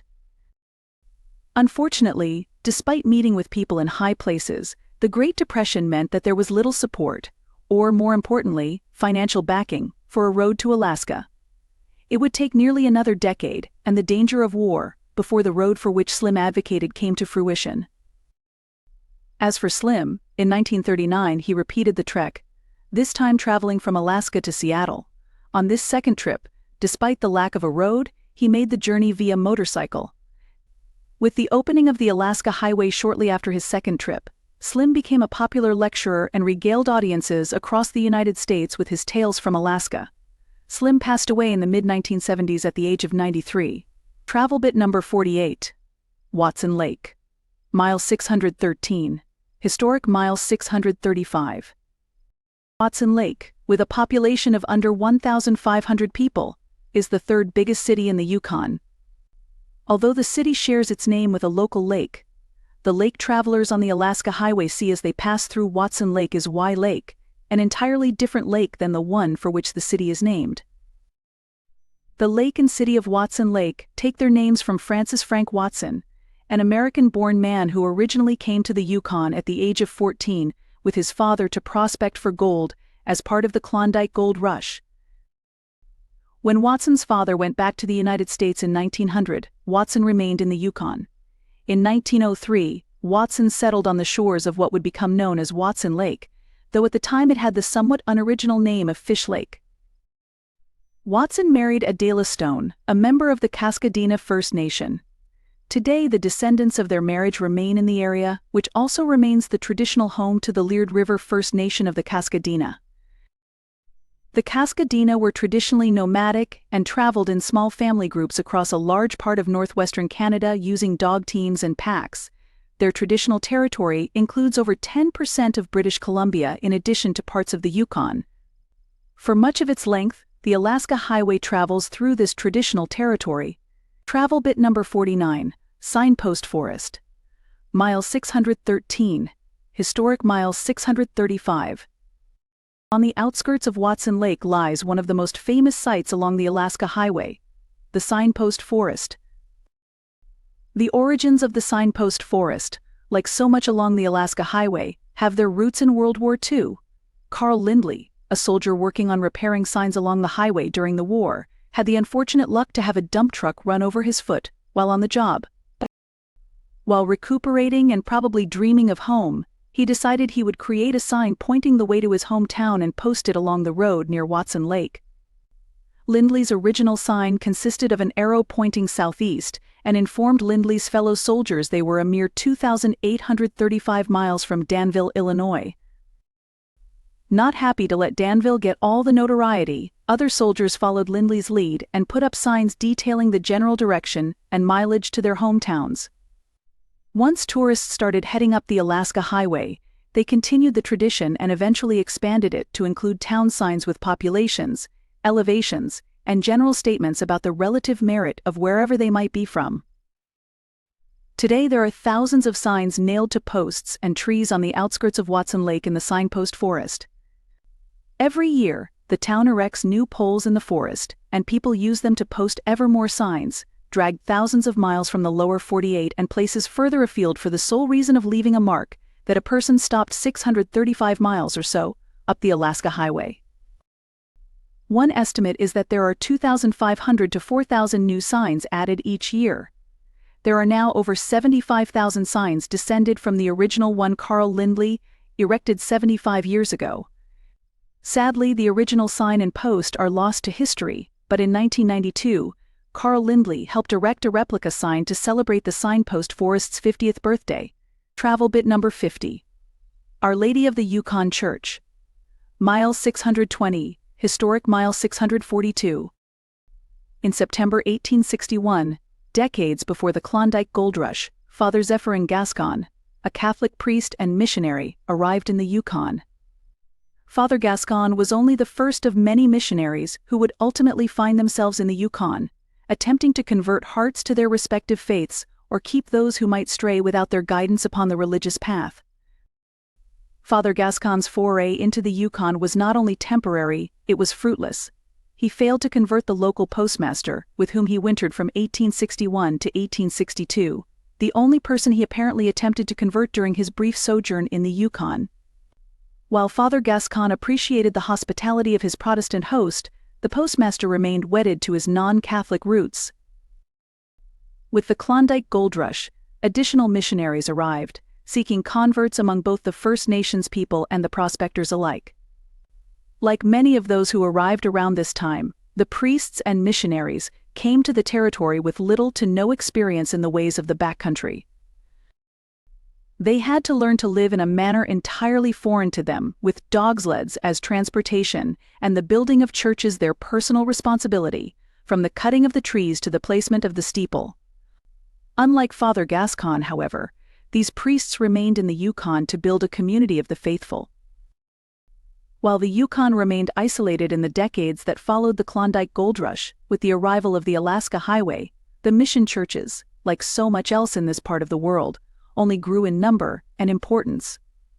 Along the route of the Alaska Highway, numerous small churches were built to serve both the locals and the travelers who ventured up the highway in its early days. Our Lady of the Yukon Church is one of these mission churches. It was built in 1956 along the highway and remains alongside the road's path today. Travel bit number 51. Albert Creek Bird Observatory. Mile 621. The Yukon is a prime location for bird watchers. As winter slowly warms into spring, hundreds of species of birds return to their summer homes from further south, where they spend the cold winter months. Taking advantage of this profusion of bird life, the Albert Creek Bird Observatory operates a seasonal bird banding operation from late April until early June in a location just outside Watson Lake. Over the course of just a few spring weeks, the Albert Creek Bird Observatory will not only see hundreds of birds from dozens of species, but will band over 1,000 birds. Some of the birds banded at the Albert Creek Bird Observatory will have arrived there after long annual migrations. For example, the blue-winged teal, one of the most vocal duck species, is an occasional visitor to the observatory. Blue-winged teals are one of the last birds to arrive back in the Yukon after spending their winters as far south as Brazil and Peru. Wilson's warbler is one of the most common species seen at the observatory after its return to the Yukon from its Mexican and Central American winter. The tiny bird is one of the easiest for novice bird watchers to spot. Both the male and female are bright yellow, and it has little fear of humans. Travel bit number 52. Fireweed. Perhaps the most ubiquitous plant along the Alaska Highway is fireweed. Although there are probably more numerous species of plants, fireweed, with its showy pink-purple flowers, demands to be noticed far more than most of the plants growing along the road. That it grows in forest clearings, such as those made by the road and forest fires, only makes it more noticeable. Fireweed is a pioneer species, a species that is among the first to colonize a disrupted or damaged ecosystem. When Mount St. Helens erupted in 1980, fireweed was one of the first plant species to grow on the devastated slopes of the mountain. While it is prevalent along the Alaska Highway, fireweed occurs across much of the United States and in all the Canadian provinces. It is also the national flower of Russia, and was one of the first flowers to bloom after the World War II bombing of London. Travel bit number 53. Rancheria River. Mile 677. Although the Klondike gold rush is the most famous of the gold rushes in the Yukon, smaller gold rushes were a regular occurrence before and after the Klondike gold rush. A prospector would find a little bit of gold in a stream, word of the find would get out, and a minor gold rush would be on. The Rancheria River was the site of one of these small gold rushes around 1875. Over the course of 3 seasons, approximately 2,000 men found their way to this small area of the Yukon in search of their fortune. The gold rush ultimately produced about $2 million in gold before the prospectors moved on to newer strikes and the never-ending promise of quick riches found in the various gold fields that sprang up in northern Canada and Alaska. At Rancheria, the prospectors left little behind but the name of the river, which is an unusual Spanish word found in a part of the world where English and First Nations names are the rule. Today, one might find some gold flakes in the rivers and streams where this minor gold rush once occurred. However, today's leading prospectors in the area are large, multinational companies who purchased the mineral rights to large swaths of land instead of short stretches of river. Instead of gold, today the prospectors look for zinc and silver. Travel bit number 54. Continental Divide, mile 698, historic mile 722. At historic mile 722, the Alaska Highway crosses the Continental Divide of the Americas, also known as the Great Divide. On one side of this divide, water flows into the Yukon River watershed. From the Yukon River watershed, it flows into the Bering Sea and the Pacific Ocean, 2,300 miles away. On the other side of the divide, water flows into the Mackenzie River watershed before emptying into the Beaufort Sea, which is part of the Arctic Ocean, over 2,650 miles away, and even further from its ultimate destination in the Atlantic Ocean. The Continental Divide of the Americas is the most famous of the drainage divides in the world. It travels from Seward, Alaska to the tip of South America. On one side of the divide, water ultimately flows into the Atlantic Ocean. On the other side, the Pacific Ocean. For most of its length, it roughly follows two mountain chains, the Andes Mountains in South America and the Rocky Mountains in North America. In the Yukon and on to Alaska, long before anyone would have known the reason behind it, life on the western side of the Continental Divide was easier than life on the eastern side. The western side remained far more populated than the eastern side for nearly as long as humans had lived in the region. The reason behind this was simple. On the western side, salmon from the Pacific Ocean could migrate up the Yukon River watershed and provide a reliable food source for the population.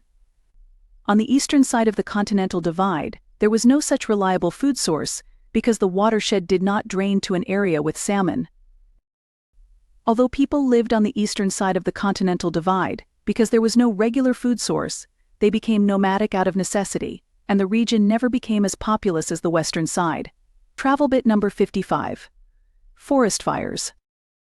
Those traveling the Alaska Highway in late summer, as the land dries out, are likely to see smoke from forest fires somewhere along the route.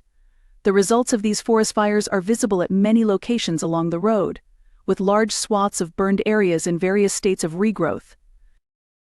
The size of the fires that burn across this part of the world are enormous.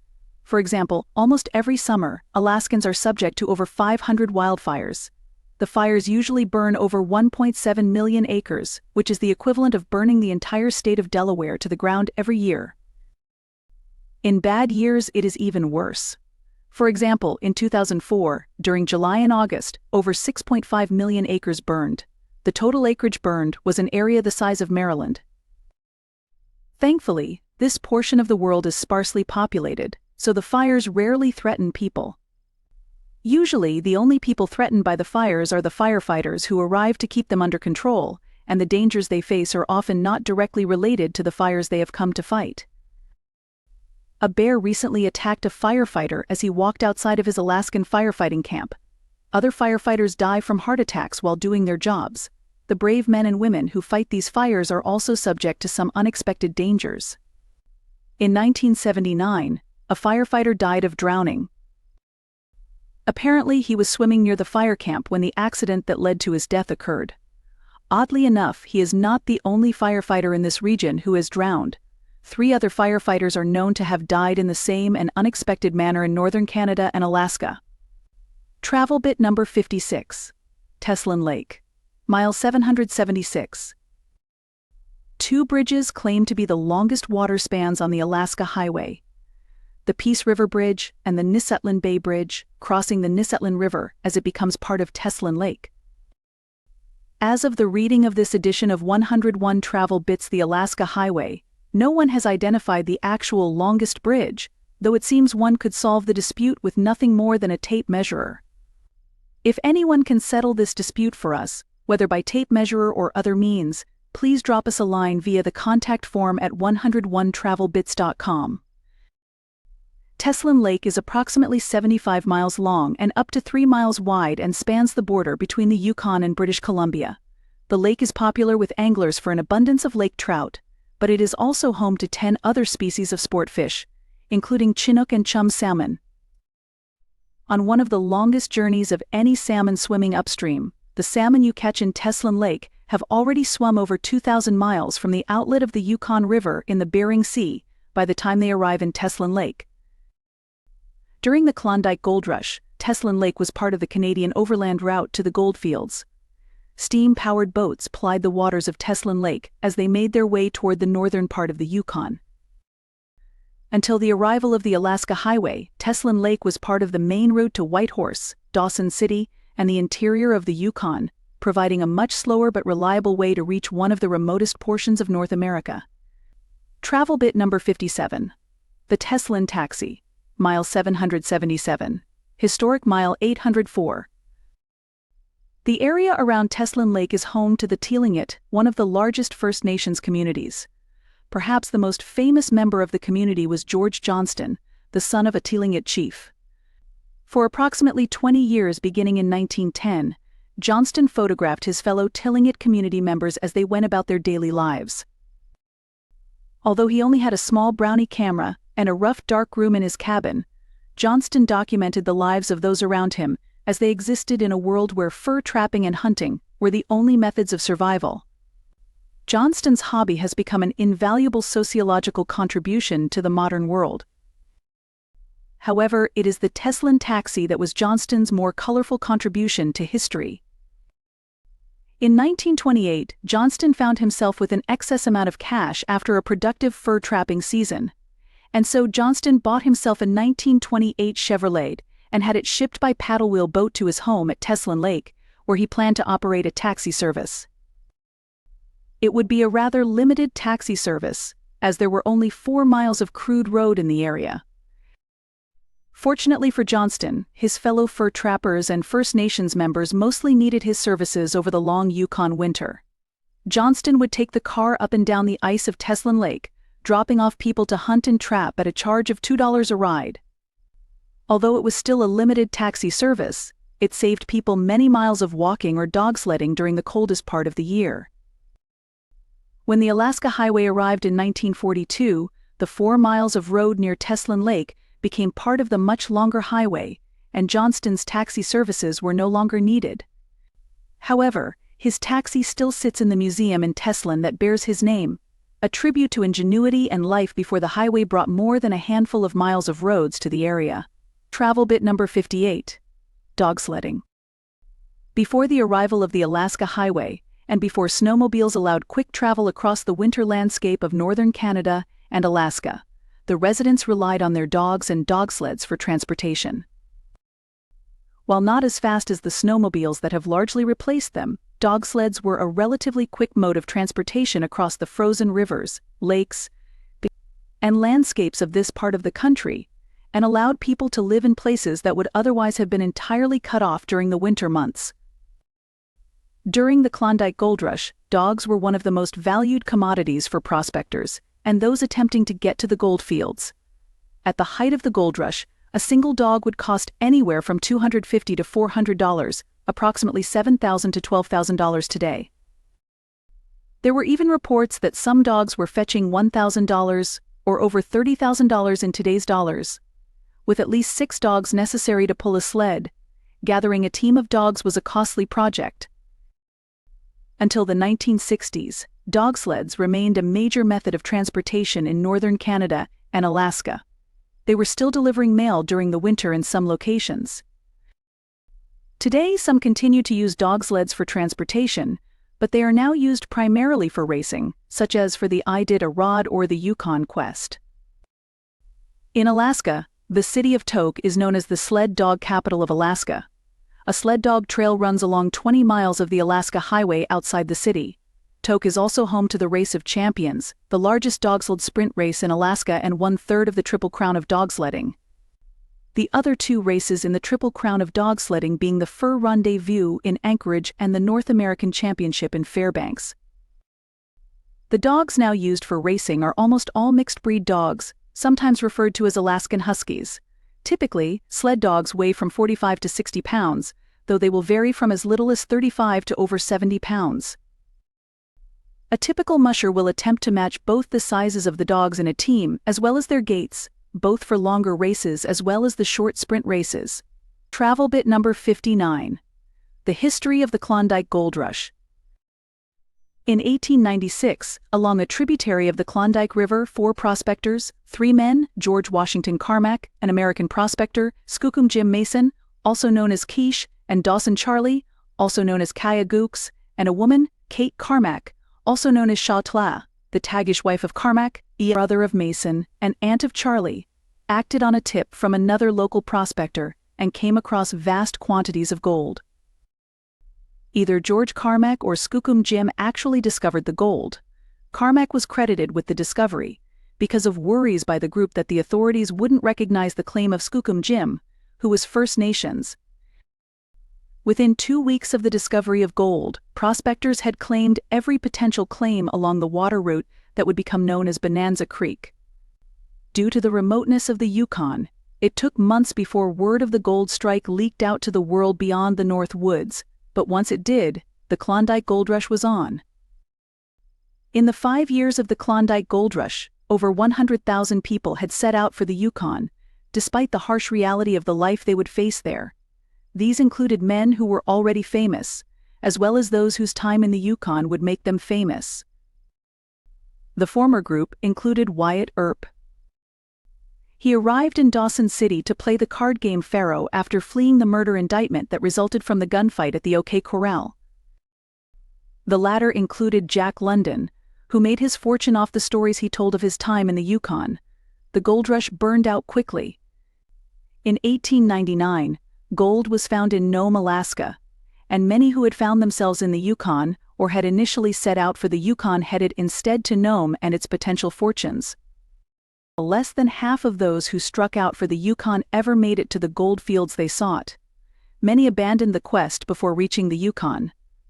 The population of Vancouver doubled during the Klondike Gold Rush, and that of Edmonton tripled. Of those who reached the Yukon, only 15,000 to 20,000 men and women ever reached the point where they physically prospected for gold. A minute portion of those people found the fortunes they sought, though prospectors eventually pulled over $1 billion of gold at today's values from the creeks and ground at, or near, Bonanza Creek. Ultimately, there was likely more money to be found in selling goods and services to the prospectors, both in the Yukon and on the way to the Yukon. One of those men, Fred Trump, grandfather of President Donald Trump, earned his initial fortune running the Arctic restaurant and hotel in Lake Bennett, along one of the trails to the gold fields. At its peak, the total population of the Yukon was 27,219 people. Dawson City, at the heart of the gold rush, briefly became the largest city north of San Francisco. After that, the population began a steady decline as people gave up prospecting or headed elsewhere to seek new gold claims. Other than during World War II, when the influx of soldiers and workers artificially and temporarily increased the population of the territory, it took until 1991 for the population of the Yukon to return to the level it had reached during the Gold Rush era. Travel bit number 60. McClintock Bay. From late March until early May, you can see an incredible natural sight just a few feet from the Alaska Highway. Over 10,000 waterfowl, mostly trumpeter and tundra swans, arrive each year on the waters at McClintock Bay on Marsh Lake. For a few weeks each year, the bay provides some of the only open water in the area for those birds who are migrating back north from their southern winter homes. Just as importantly, the water of the bay is shallow, rich in food, and provides high visibility of any predators in the area, making it an ideal stop for birds who may have flown thousands of miles with few or no breaks in their migration to arrive there. The Pacific Flyway, of which McClintock Bay is a part, is home to the annual migration of 63,000 tundra swans. At any given time when the bay is the only open water in a sea of otherwise iced-in lakes and streams, over 1,000 tundra swans will be at the lake, resting in waves before moving further north. The rarer trumpeter swans, whose worldwide population is only 46,000, are the real draw of McClintock Bay. At any given time during the spring migration, a full 10% of the world's population of trumpeter swans will be on the bay. Trumpeter swans came close to extinction. At the turn of the 20th century, there were no known trumpeter swans left in the world.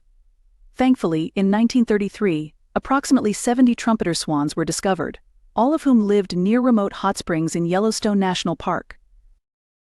2 decades later, a larger population of trumpeter swans was found in Alaska, but from these two groups, the entirety of the world's trumpeter swan population has descended.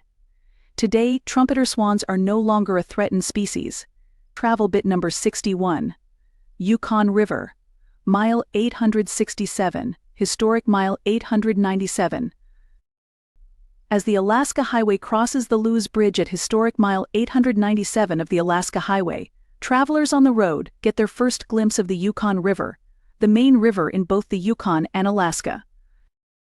At nearly 2,000 miles from its start here at the edge of Marsh Lake to where it ends in the Bering Sea, the Yukon is the third, fourth, or fifth longest river in North America, depending on who is doing the measuring.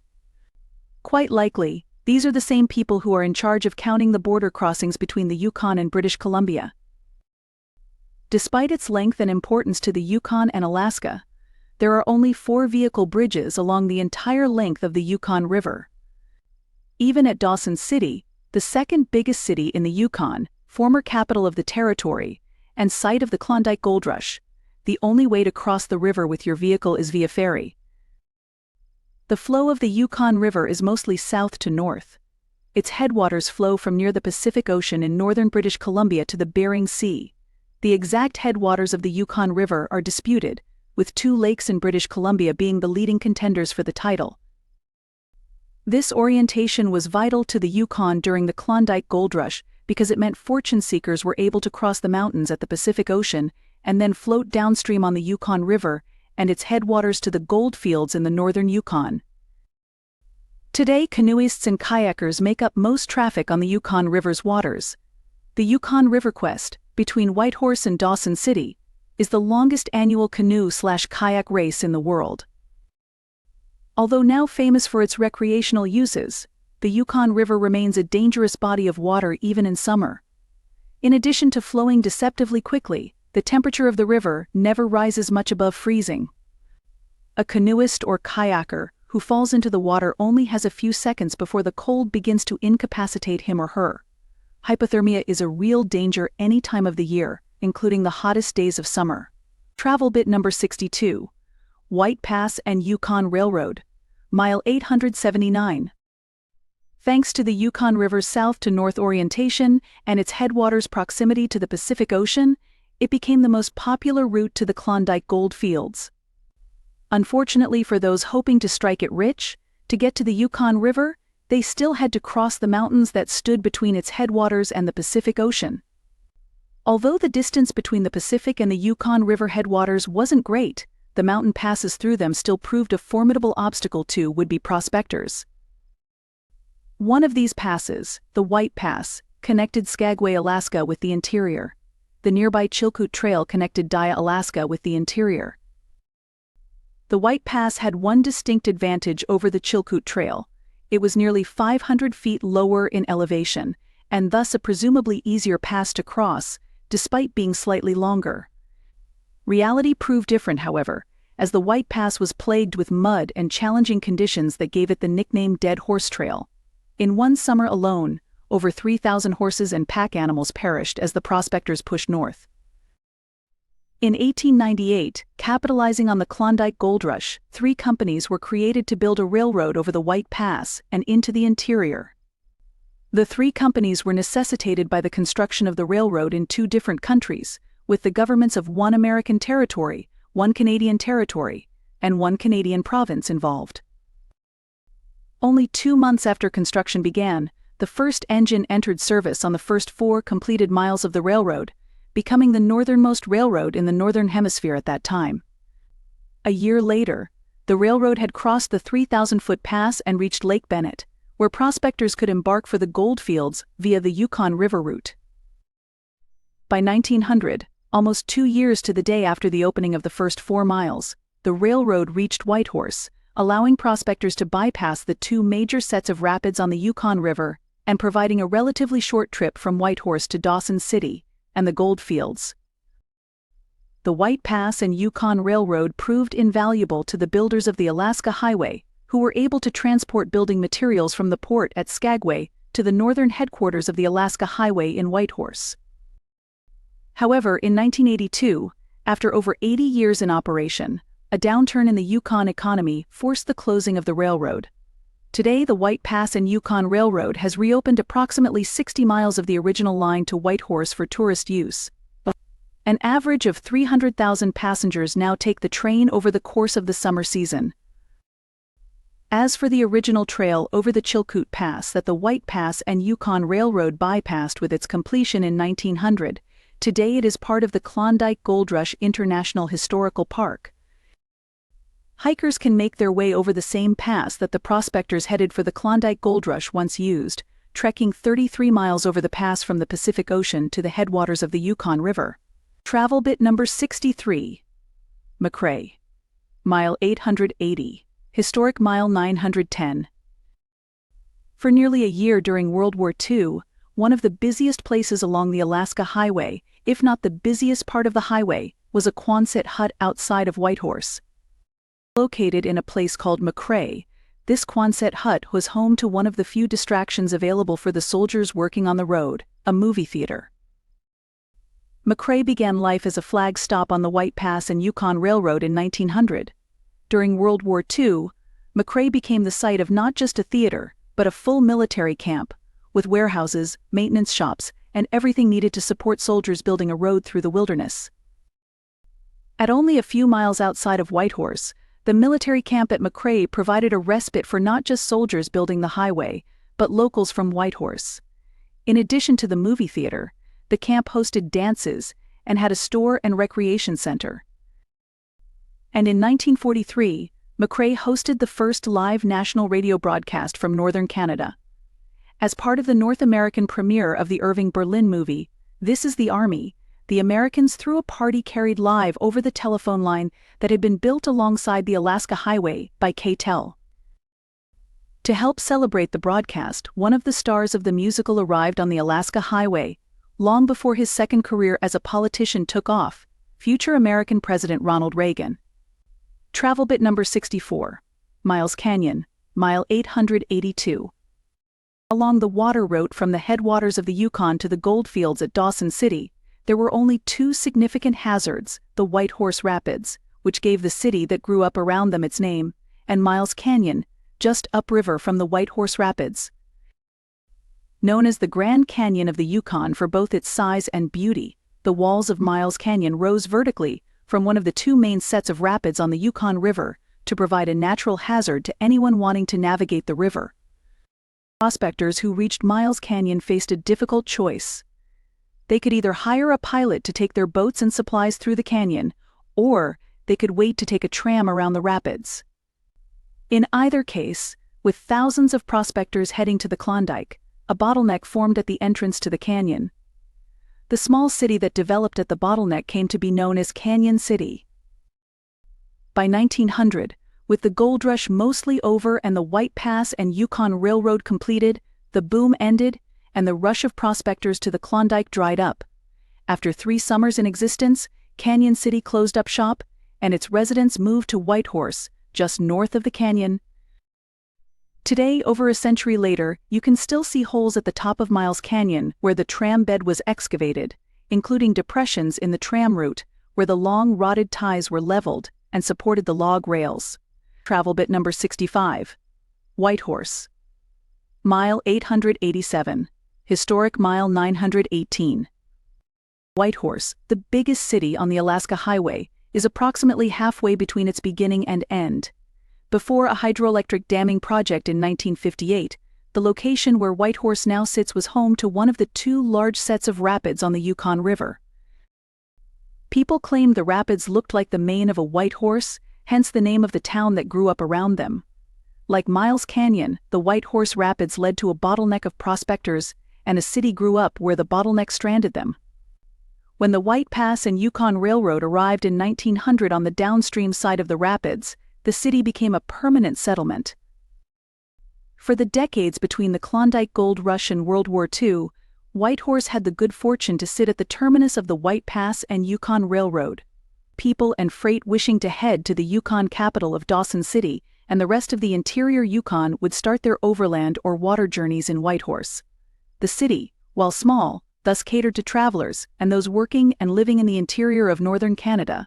Whitehorse likely would have remained a small city, but for the decision of the builders of the Alaska Highway to make it the headquarters of the northern sector of the road. More importantly, it became the primary supply location along the route, a situation made possible by the White Pass and Yukon Railroad's presence in the city. Suddenly, a sleepy frontier town became, almost literally overnight, a bustling epicenter of construction for thousands of soldiers and civilian workers. With the completion of the Alaska Highway, Dawson City, which had been the city built by the Klondike Gold Rush and the capital of the territory, suddenly found itself with second-tier status, as it was not reachable by car, truck, or railroad. In 1952, the Yukon government moved the capital from Dawson City to Whitehorse, where it remains today. Today, Whitehorse is a jumping-off point for adventurers to northern Canada. Kayakers, hikers, hunters, dog mushers, and those looking for wilderness excursions of every sort begin their journeys in Whitehorse, which is known as the least polluted city in the world. In Whitehorse, travelers headed either way on the Alaska Highway have a chance to resupply and eat a fast food meal for the first time in hundreds of miles. Its airport, which first opened in 1920, serves numerous cities in Canada, and during the summer has weekly flight service to Europe. Oddly enough, despite this European service, there is no regular service from Whitehorse to anywhere in the United States, including Alaska, which is less than 50 air miles away. Travel bit number 66. The Whitehorse Liquor Store. Mile 887, historic mile 918. Before the construction of the Alaska Highway, Whitehorse was an unincorporated town that remained relatively isolated. However, when the Americans made the small city their headquarters for the construction of the Alaska Highway, its isolation ended. Almost overnight, Whitehorse's population jumped from 400 people to 20,000 people. Within Whitehorse, one place quickly became more popular than anywhere else, the town's lone liquor store. Despite high prices, whiskey and rum cost $35 a quart, or over $525 per quart. In today's dollars, pictures from World War II show lines of men snaking down the street as they waited for a chance to buy any liquor that was available. At one point, the liquor store got 2 boxcars full of beer, only to be sold out by the end of the day. The store had to adopt a policy of opening when a shipment arrived and closing as soon as they ran out of it. In practice, this meant the store only opened for 2 or 3 hours at a time. Travel bit number 67. SS Klondike. Mile 887. Historic mile 918. Sternwheelers, large, shallow-hulled boats with a steam-powered wheel at their back which gave rise to their name, were one of the primary modes of transportation in the Yukon for much of the early 1900s. Although not unique to the Yukon, the sternwheeler found the most use in this northern outpost of civilization, where it was uniquely suited to the shallow but otherwise navigable Yukon River and its tributaries. Over the course of 90 years beginning in 1866, over 250 sternwheelers plied these waters.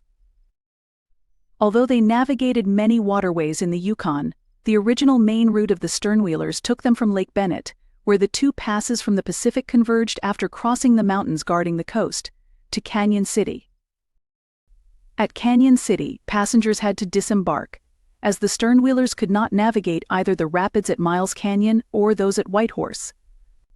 After bypassing the 2 sets of rapids, travelers boarded a different sternwheeler in Whitehorse for the easy downstream journey to the gold fields at Dawson City. When the White Pass and Yukon Railroad was completed in 1899, travelers were able to make the trip from the Pacific to the goldfields with only a brief stop in Whitehorse, where they transferred from rail to the sternwheelers. The river distance between Whitehorse and Dawson City was approximately 460 miles. On the upstream trip from Dawson City to Whitehorse, the trip took 4 to 5 days. The sternwheeler made 5 to 7 stops along the route for wood, with which the steam to run the boat was created. The trip downstream took half the time, as the sternwheelers traveled twice as quickly. Though a faster trip, the downstream portion may have been more dangerous. Remaining in the channel with the strong current was a difficult task for even the experienced captains. The short summers in the Yukon meant that the sternwheelers were only operable for 4 to 5 months each year before ice forced the boats into winter berths. Most of the 250 sternwheelers that once traveled the Yukon waters have long since disappeared, but a few remain. One of these is the SS Klondike, which sits in a park in downtown Whitehorse and is open to the public as a Canadian National Historic Site. The SS Klondike holds a place in history as the last sternwheeler that operated on the Yukon River. Built in 1929 by a subsidiary of the White Pass and Yukon Railroad, the original SS Klondike ran for 7 years before sinking. The sternwheeler sitting in downtown Whitehorse is technically the Klondike II, a replica of the ship that came before it. The SS Klondike ended regular service in 1952, but for 3 years after completing regular service, it became a passenger ship providing tourists and travelers with an experience that had been commonplace only a few years earlier. However, in 1955, even this service stopped, and the SS Klondike took its place in history as the last sternwheeler working in the Yukon. Travel bit number 68. The Yukon Quest, mile 887, historic mile 918. Every February, Whitehorse is home to what is considered by many to be the most difficult annual dog-sled race in the world, the Yukon Quest. Running from downtown Whitehorse to Fairbanks, Alaska in odd-numbered years, and Fairbanks to Whitehorse in even-numbered years, the Yukon Quest is a 1,000-mile-long test of survival skills and endurance. The race course crosses 4 mountains, and temperatures along the route regularly reach -60 degrees Fahrenheit, even without considering wind chill. The race takes 10 to 16 days to complete, based on weather, trail conditions, and obstacles encountered along the way. Participants in the race are expected to be entirely self-sufficient in a tribute to those who settled northern Canada and Alaska and were entirely reliant on their dogs and dog sleds to survive the long winters. As part of this tribute, there are limited checkpoints and few mandated rest periods for race participants, unlike in the more famous Iditarod. The self-reliance aspect of the race truly extends to every part of the race. Mushers and their dog teams regularly encounter wildlife along the route. In the early 1990s, a moose attacked the dogs of one musher. The musher promptly killed the moose with an axe before it could kill his dogs and strand him in the deep Canadian wilderness. However, per the rules of the race, before he could continue, the musher had to butcher the moose and carry it out with him. The Yukon Quest is not a race for the faint of heart, or those lacking the ability to butcher one of the largest land mammals in the world in sub-zero temperatures while somewhere in the middle of the wilderness. Travel bit number 69. The Cremation of Sam McGee. There are strange things done in the midnight sun by the men who moil for gold. The Arctic trails have their secret tales that would make your blood run cold. The Northern Lights have seen queer sights, but the queerest they ever did see was that night on the marge of Lake Labarge. I cremated Sam McGee. So begins and ends The Cremation of Sam McGee, a poem published by Robert Service in 1907. The poem concerns the cremation of a prospector who froze to death in the Yukon, as told by his friend who performed the dead man's cremation. It is quite likely the most famous poem ever written about the Yukon or the Gold Rush era, and has been popular since the day it was first published. The popularity of the poem proved particularly troubling for one man, the real Sam McGee. When writing his poem, Robert Service saw the name Sam McGee on a receipt that came to him as part of his job as a bank teller. It rhymed with the word Tennessee, and therefore would fit well into a new poem of his. Sam McGee permitted the poet to use his name, despite being very much alive and uncremated. In his very real and alive life, Sam McGee worked as a road builder who prospected on the side. He built the Canyon Creek Bridge, which still stands along the Alaska Highway. McGee had no idea the poem would prove so popular and spent much of the rest of his life dealing with the popularity that resulted from the poem that bore his name. McGee eventually left the Yukon to build roads in the contiguous United States, but returned in the 1930s to find that people were selling urns containing his supposed remains to unsuspecting tourists, a fact that purportedly amused him. Today you can still see Sam McGee's real-life cabin in Whitehorse, along with the home where Robert Service wrote his poem that made a road builder one of the most famous dead people in the Yukon. The real Sam McGee lived until 1940, long after the date when he supposedly found himself cremated along the route to the Klondike gold fields. Travel bit number 70. The Overland Trail. Mile 905. Historic Mile 937. Sometimes called the Old Dawson Trail, the Overland Trail was a wilderness road built from Whitehorse to Dawson City in the early 1900s. Completed in 1902, the Whitehorse and Yukon Company, the same one that ran the railroad between Skagway and Whitehorse, built the road to deliver mail to the goldfields after taking over the lucrative government mail contract that required regular mail delivery to Dawson City. At 330 miles long, the Overland Trail was approximately 70 miles shorter than the Yukon River route between Whitehorse and Dawson City and provided a viable alternative route to the waterway. Although you could traverse the route in summer, the Overland Trail primarily served winter travelers when the sternwheelers were unable to make the trek between the Yukon's two primary cities. During the winter, dog sleds traveled the trail and delivered not just mail between Whitehorse and Dawson City, but served as a stagecoach route for passengers, who paid $120 each way, almost $3,475 in today's dollars, for the service. The price did not include meals and boarding for the 5-day trip. From 1902 to 1914, the Overland Trail provided service 3 times per week each way in the winter between the two cities, with nearly daily service in the late winter. It remained in regular use for decades after regular service ended, until the completion of the highway between Whitehorse and Dawson City in the 1950s. Today, most of the trail still exists in rough or deteriorated form, though few of the buildings from its heyday as the winter route between Dawson City and Whitehorse still exist. Snowmobilers and dog mushers use the trail in winter, with bikes, ATVs, and horses being its primary summer modes of transportation. Travel bit number 71. Sikanni Salt Flats, Mile 914. As the Alaska Highway leaves Whitehorse on its way to Alaska, small ponds begin to dot the terrain beside the road. Mountains rise above the water in the distance, and if not for their name, the Sikanni Salt Flats, no one passing by would likely suspect that these small bodies of water are any different than the hundreds of others that you see along other parts of the road. However, as implied by their name, these ponds are salt flats and much different than those that dot the rest of the landscape along the Alaska Highway. The mountains that provide a spectacular backdrop for the Sikanni Salt Flats are particularly alkaline. For those who are not scientifically inclined, this means that they are salty. Beneath salt flats is a layer of permafrost, and there is no natural outlet for the water that gathers in the ponds. Salty water flows out of the mountains and into the ponds during spring and summer. Because of the permafrost, though, none of the pond water seeps into the ground below. With no drainage outlet or ability to flow into the aquifer below, the only way for water to escape the ponds is evaporation. Thus, the water, with nowhere to go, evaporates and leaves the salt behind, creating the salt flats.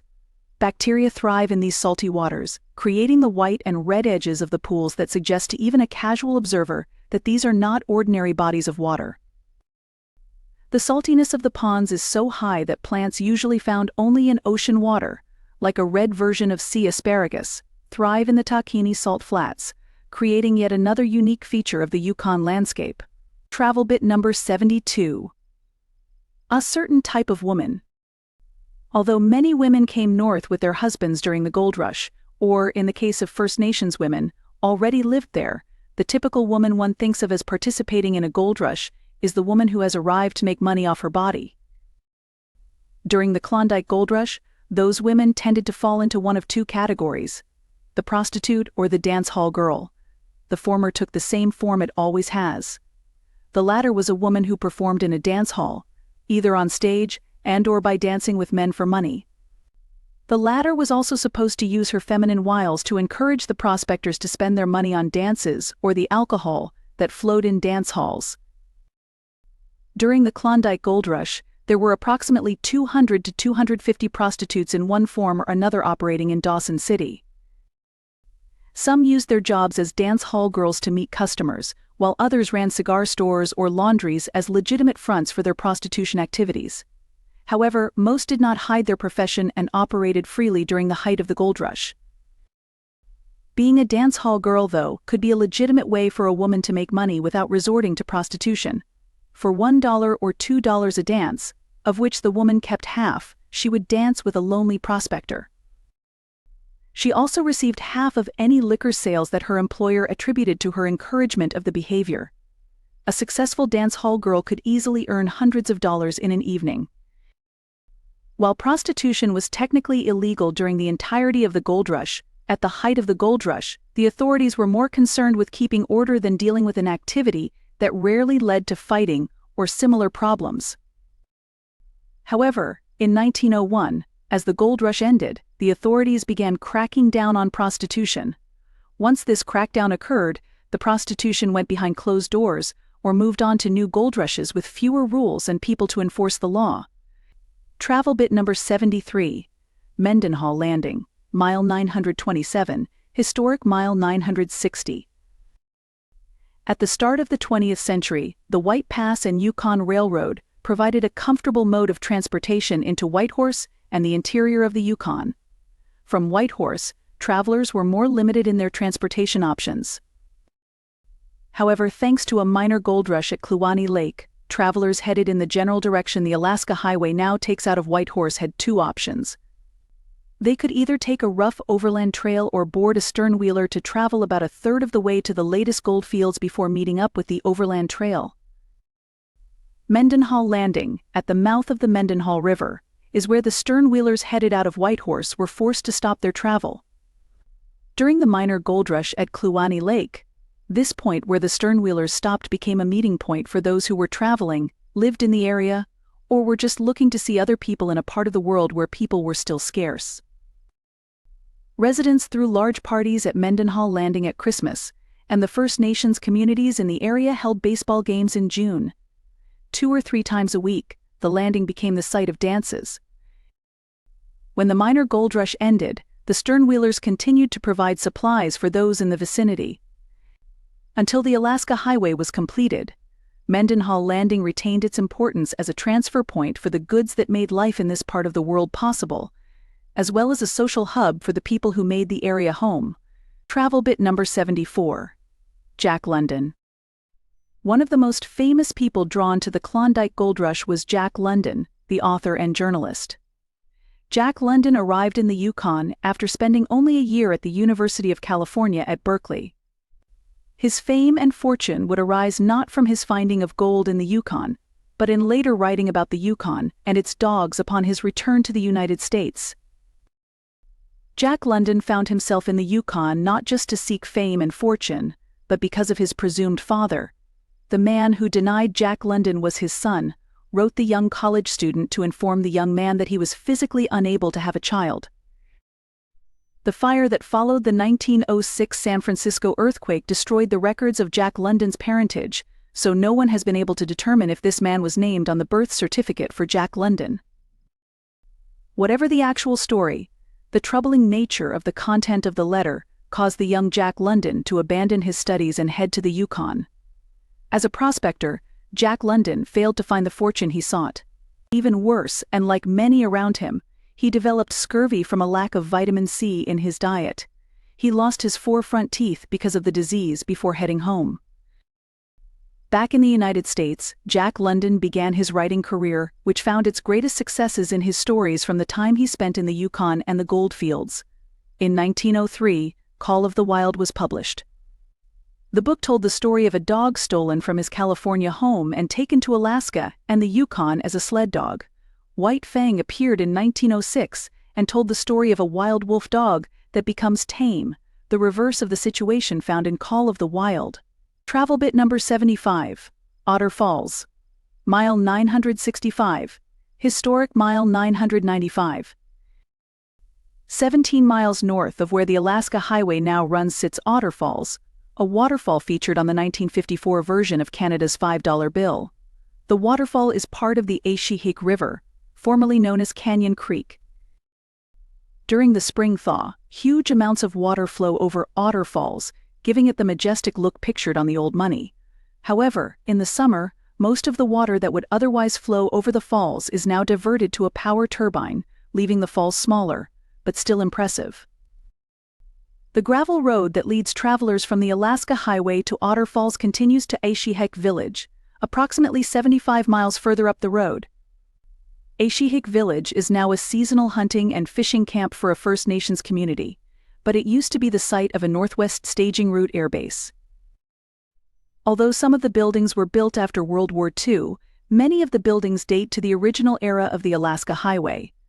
These buildings are now slowly returning to nature, having been abandoned together with the airfield in the 1960s. Travel bit number 76. Canyon Creek Bridge, mile 966, historic mile 996. Every gold rush attracted many people looking to strike it rich quickly and easily, but others came to a gold rush looking to find fortune providing the goods and services that supported the prospectors. With the gold strike at Kluane Lake in 1903, both types arrived in the area. One of the men who showed up was Sam McGee, the subject of Robert Service's poem, The Cremation of Sam McGee. Although he did some prospecting, McGee had arrived at the Kluane Lake gold strike with his partner, Gilbert Skelly, to build a road between Whitehorse and Kluane Lake. As part of this project, they erected a simple wooden bridge over a small river, then called Canyon Creek. The road would be upgraded over the next 40 years, but the bridge continued its service. In 1942, the U.S. Army arrived and dismantled the bridge constructed by McGee and Skelly. They rebuilt it in 15 days. When the Public Roads Administration followed the U.S. Army, they erected a steel bridge next to the original Alaska Highway Bridge. However, they left the wooden bridge intact. Today, after being rebuilt in 1987 and refurbished in 2005, the wooden bridge still stands next to the modern bridge as it crosses Canyon Creek. Although much has changed in the intervening years, including the name of the creek, which is now known as the Aishihik River, the wooden bridge still crosses the Aishihik River as an example of the early bridges that took travelers north to Alaska. Travel bit number 77. Gold rush mining methods. Geologically, prospectors in the Klondike found their gold in veins. These veins could be forced to the surface, for example, by the force of volcanic or seismic activity, as what is known as placer gold. This placer gold is the type of gold one thinks of when thinking about panning for gold. It washes down streams and is found in loose soil. However, the veins themselves, in which the gold is known as ore, could be found below the surface of creek beds or earth, but there was no predictability as to their location. Because they could not know where they would find gold, prospectors would first dig a series of prospect holes before commencing full-scale mining. These prospect holes were precisely what they sound like. Holes dug into the ground to determine if there was a vein of gold below. If a prospect hole looked promising, the prospector would dig the hole down to the bedrock. The permafrost that covered the region complicated the digging process. The prospectors had to melt the permafrost before they could extract the soil. While there was technology that could quickly and easily get through the permafrost in the era of the Klondike Gold Rush, the dredges and hydraulic equipment necessary to do so would be impossible to get over the mountain passes that separated the ocean from the gold fields. Thus, miners during the Klondike Gold Rush resorted to a more laborious method. During the winter, they softened the ground using fires, removed the softened soil into above-ground dump piles, and repeated all winter. During the summer, the dump piles, which would have remained frozen in place all winter, defying those who might seek to steal the gold within, were passed through sluices. These sluices were a series of wooden boxes about 15 feet long, through which dirt would be washed, a process where the heavier gold would be separated from the lighter gravel. A single mining operation could need up to 20 sluices to get through the piles of dirt collected during the winter. This process required huge amounts of water, and thus was only practical during the summer when the water was not snow or ice. The use of sluices remained common into the early 1900s in the Klondike and similar gold rushes that followed. However, by the 1910s, dredges began to be used. Dredges create a pool of water below them, before digging up soil and gravel and separating the gold from that gravel in a mostly automated process. Today, bulldozers and excavators move soil and gravel to uncover gold-bearing soil, The soil is then passed through a modern version of a sluice to separate the gold. While the modern-day sluice is less crude than those handmade by the miners during the Klondike Gold Rush, it operates on the same principle and harkens back to the Gold Rush era. Travel bit number 78. Haines Junction, mile 985. Historic mile 1016. During the Klondike Gold Rush, most people starting their journey north by sea crossed the mountains over either the Chilkoot or White Passes near modern-day Skagway, Alaska. However, a third passed over the mountains near Haines, Alaska, the Chilkat Pass. For hundreds of years, long before the arrival of the first people of European descent to the area, First Nations groups used the Chilkat Pass. Coastal Tlingit-speaking Chilkats and Southern Tutchone-speaking First Nations groups from the interior would travel between their communities, using the pass over the coastal mountains as a means by which to facilitate both trading and socialization.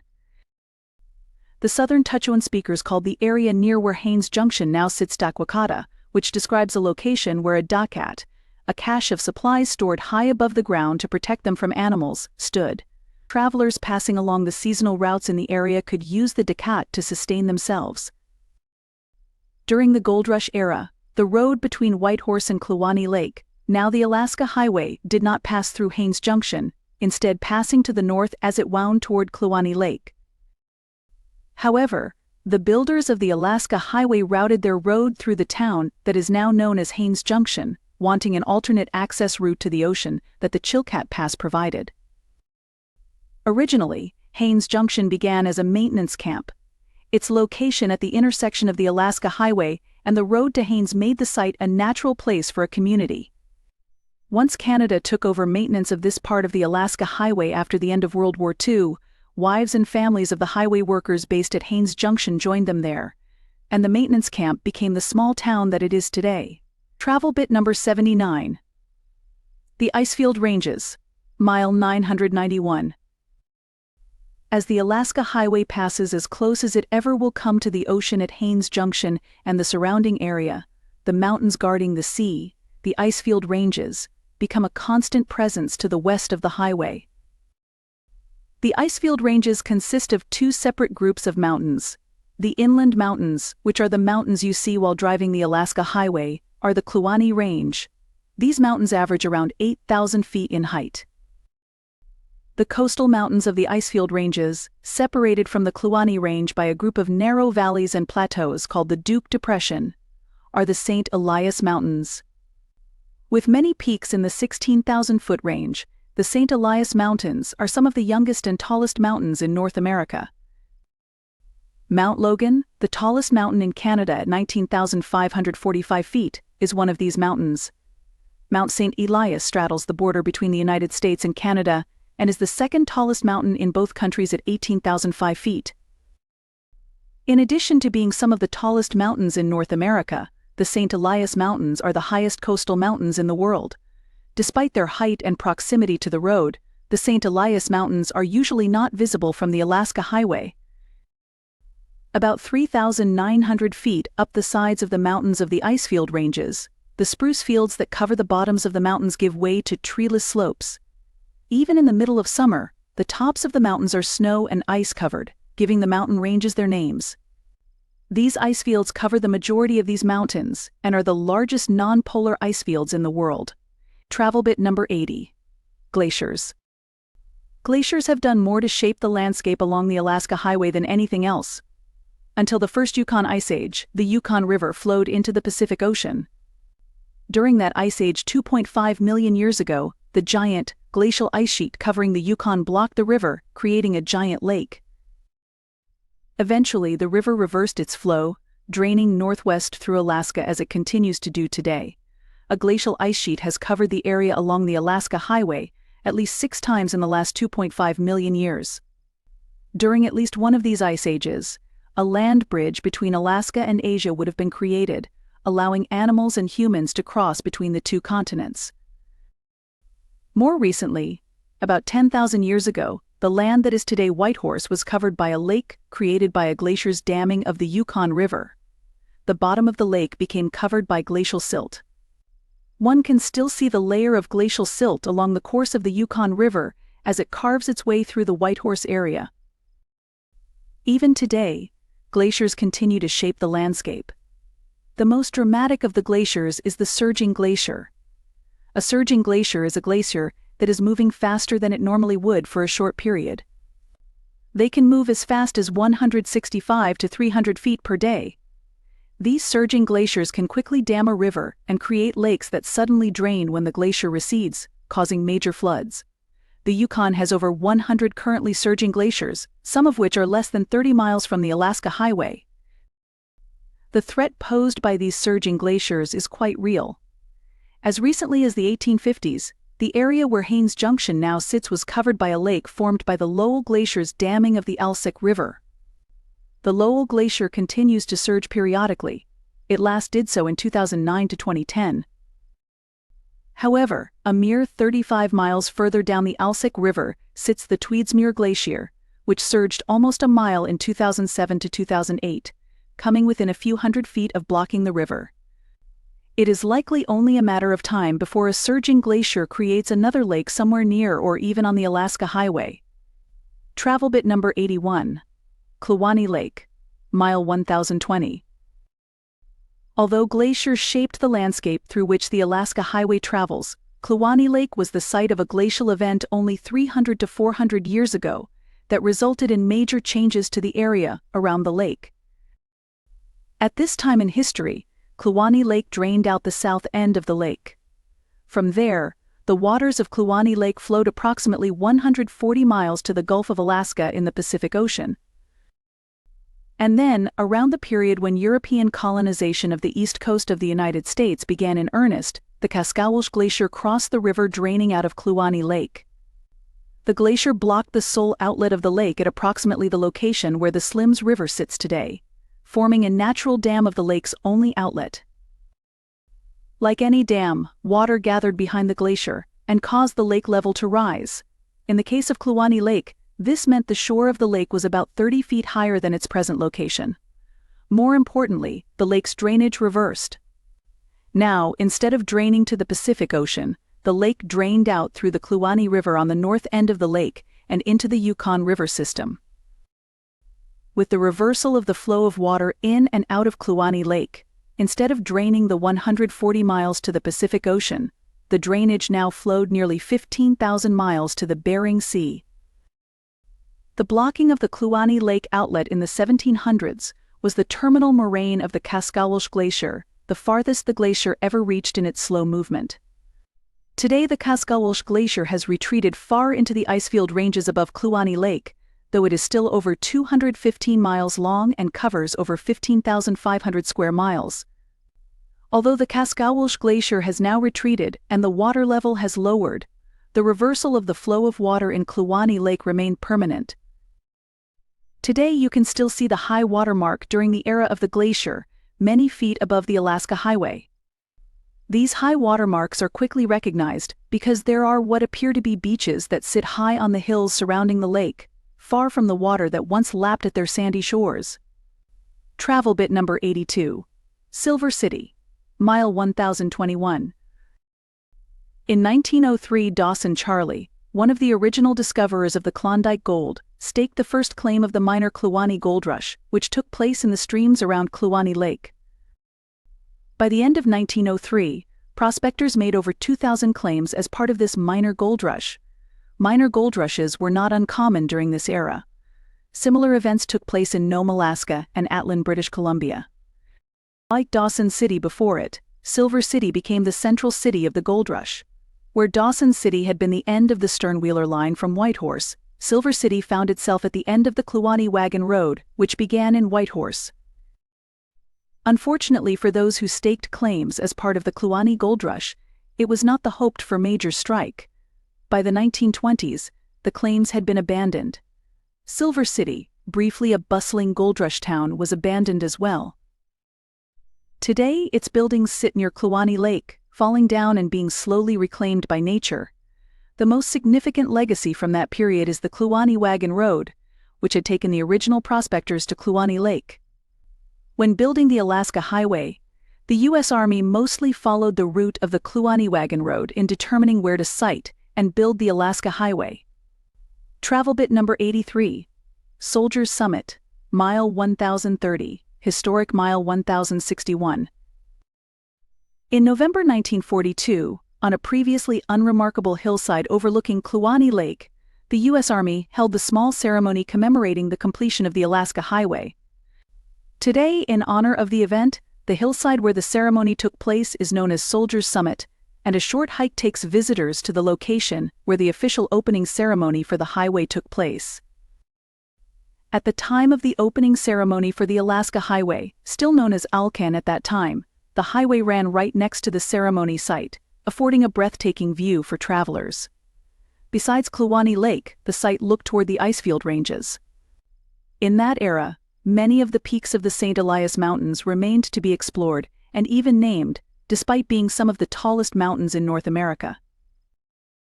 In the days leading up to the opening ceremony, a warm front moved into the southern part of the Alaska Highway. The formerly frozen rivers the new road crossed began to thaw, and the resulting ice flows on the rivers destroyed several bridges. Thus, the opening ceremony for the Alaska Highway took place on a day when the highway itself was not open from beginning to end. In fairness, though, only one bridge remained out at the time of the ceremony, and the Army would repair it the next day. Although the days leading up to the ceremony opening the Alaska Highway had been unseasonably warm for November in northern Canada, the day of the opening ceremony was anything but. It dawned with snow squalls and a temperature of -15 degrees Fahrenheit. By the time of the opening ceremony around 9:30 a.m., things had not improved weather-wise. The band providing music for the ceremony had to wait inside heated tents because their instruments would freeze almost immediately if they stepped outside. Even more telling about the temperature, a group of Mounties attending the ceremony only made it halfway through before they ran for the heated tents to change from their tunics and boots into fur caps, buffalo coats, and winter boots. Despite the cold weather, the ceremony went off with as much spectacle as a wartime ceremony of its sort in the middle of a virtually uninhabited part of the world could muster. More important than the ceremony, though, was that the Alaska Highway was open for travel. During November 1942, over 1,000 trucks would drive some portion of the highway.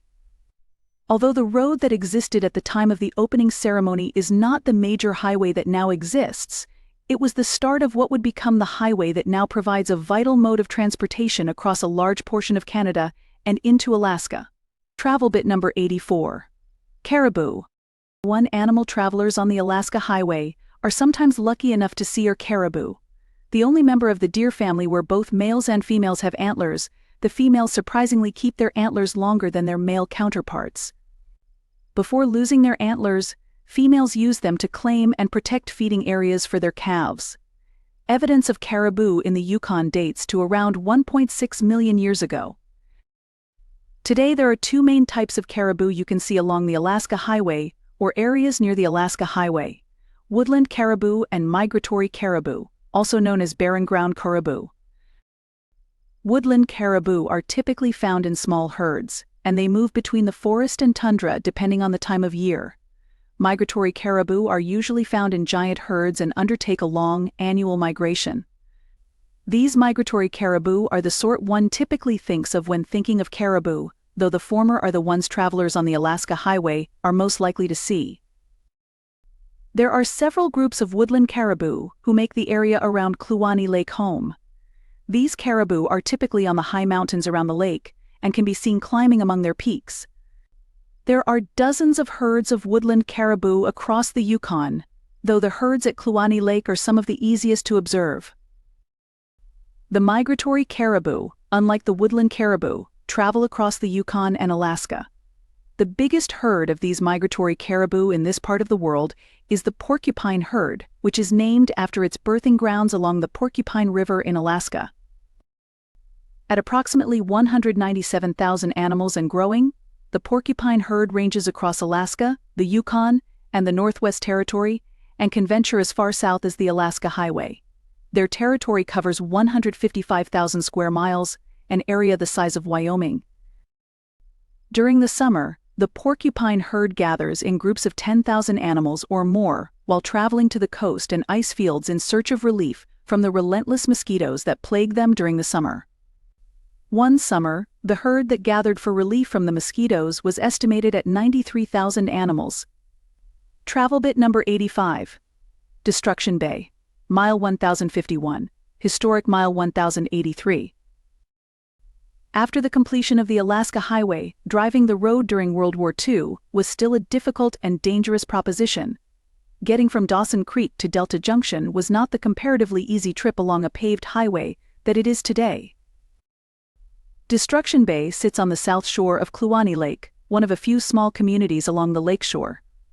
Unlike the other Kluane Lake communities, however, Destruction Bay does not trace its history to the Kluane Gold Rush. Destruction Bay came into being during World War II as a relay station along the Alaska Highway. Placed at 100-mile intervals, these relay stations served as a place for drivers to get a rest and meal when traveling the road. Each of the relay stations had garages to get trucks and vehicles serviced, which was a definite requirement on a road where certain stretches were still paved with logs and wooden planks. There were bunks for sleeping, places to eat, and the essential gas pumps. While Destruction Bay came into being as a relay station, its beginning as that relay station was ignominious. Before construction on the station was completed, a Kluane Lake storm, known for their ferocity and hurricane force wind, destroyed the still unfinished station. The relay station got its name, and the second version of the relay station was built without further incident. Now, the relay station is gone, but the community that grew up around it remains and retains the name. Travel bit number 86. Burwash Landing aka Lewin Man, mile 1061, historic mile 1093. In the early 1900s, Eugene and Louis Jacquot arrived on the shores of Kluane Lake. The brothers, classically trained French chefs who had originally arrived in the Yukon seeking their fortunes with the Klondike Gold Rush, were probably not the sort of people most would expect to find in the Yukon, but the lure of gold affected men of all kinds. Having failed to strike it rich in the Klondike, the brothers built a trading post on the shores of Kluane Lake during the Kluane Lake Gold Rush, where they made their fortune over the next decades.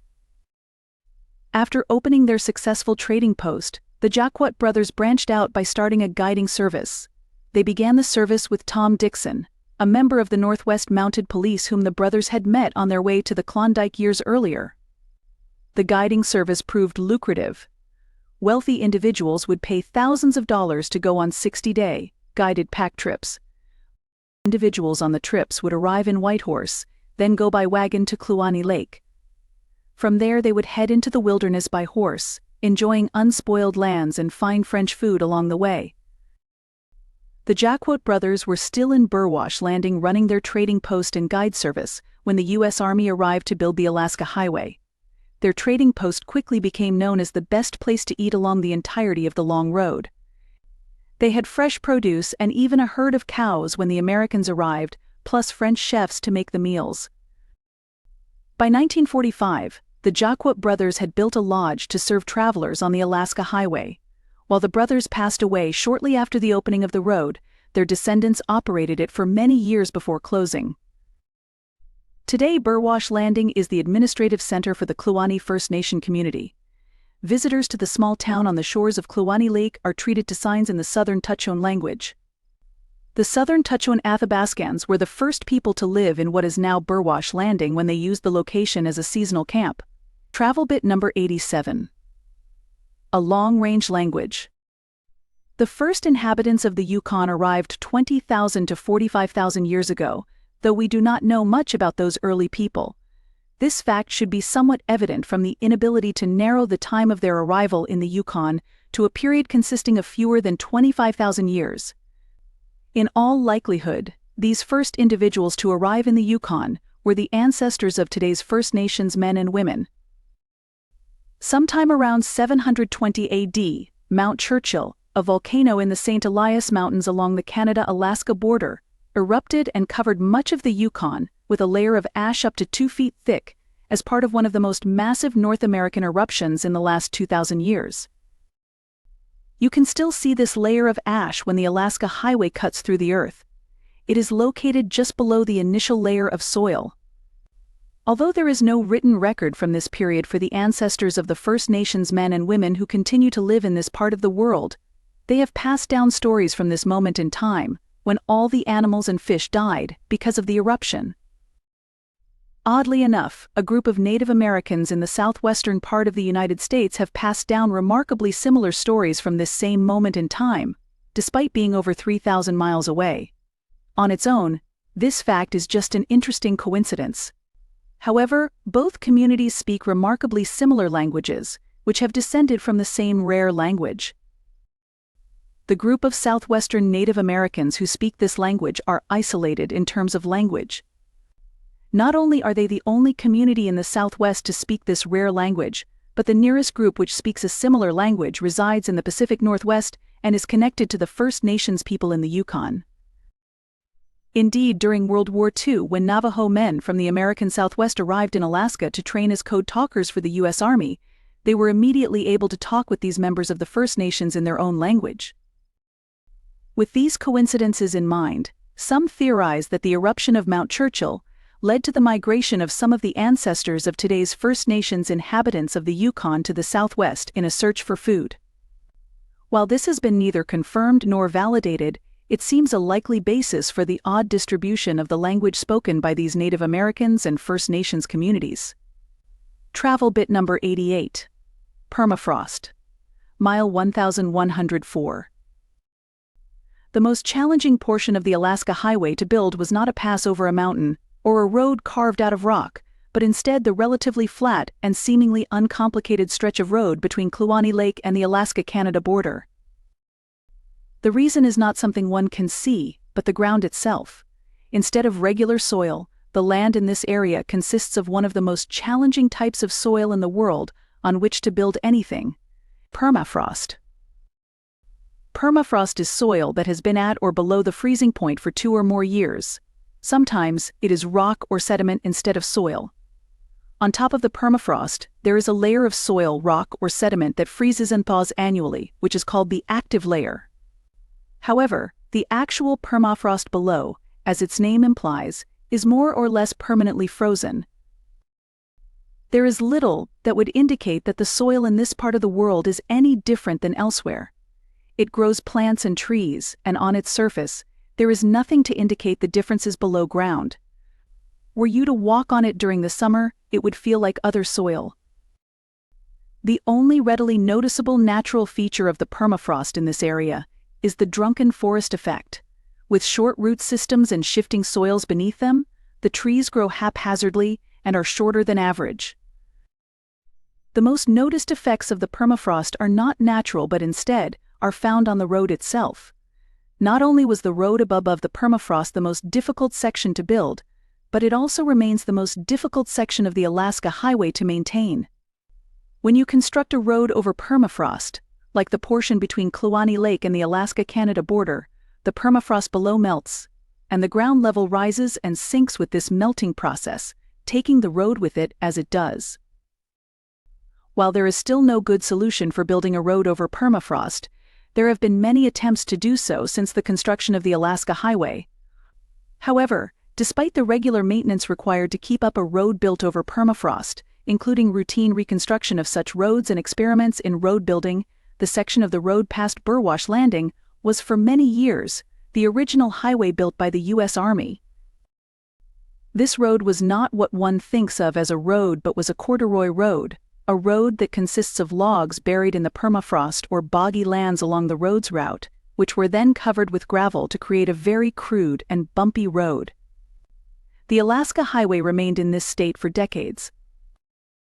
Sometime in the 1980s, the government paved the Alaska Highway out of Burwash Landing by chip sealing the gravel of the corduroy road, but it only proved to be a temporary fix to a problem that had plagued the way since its initial building.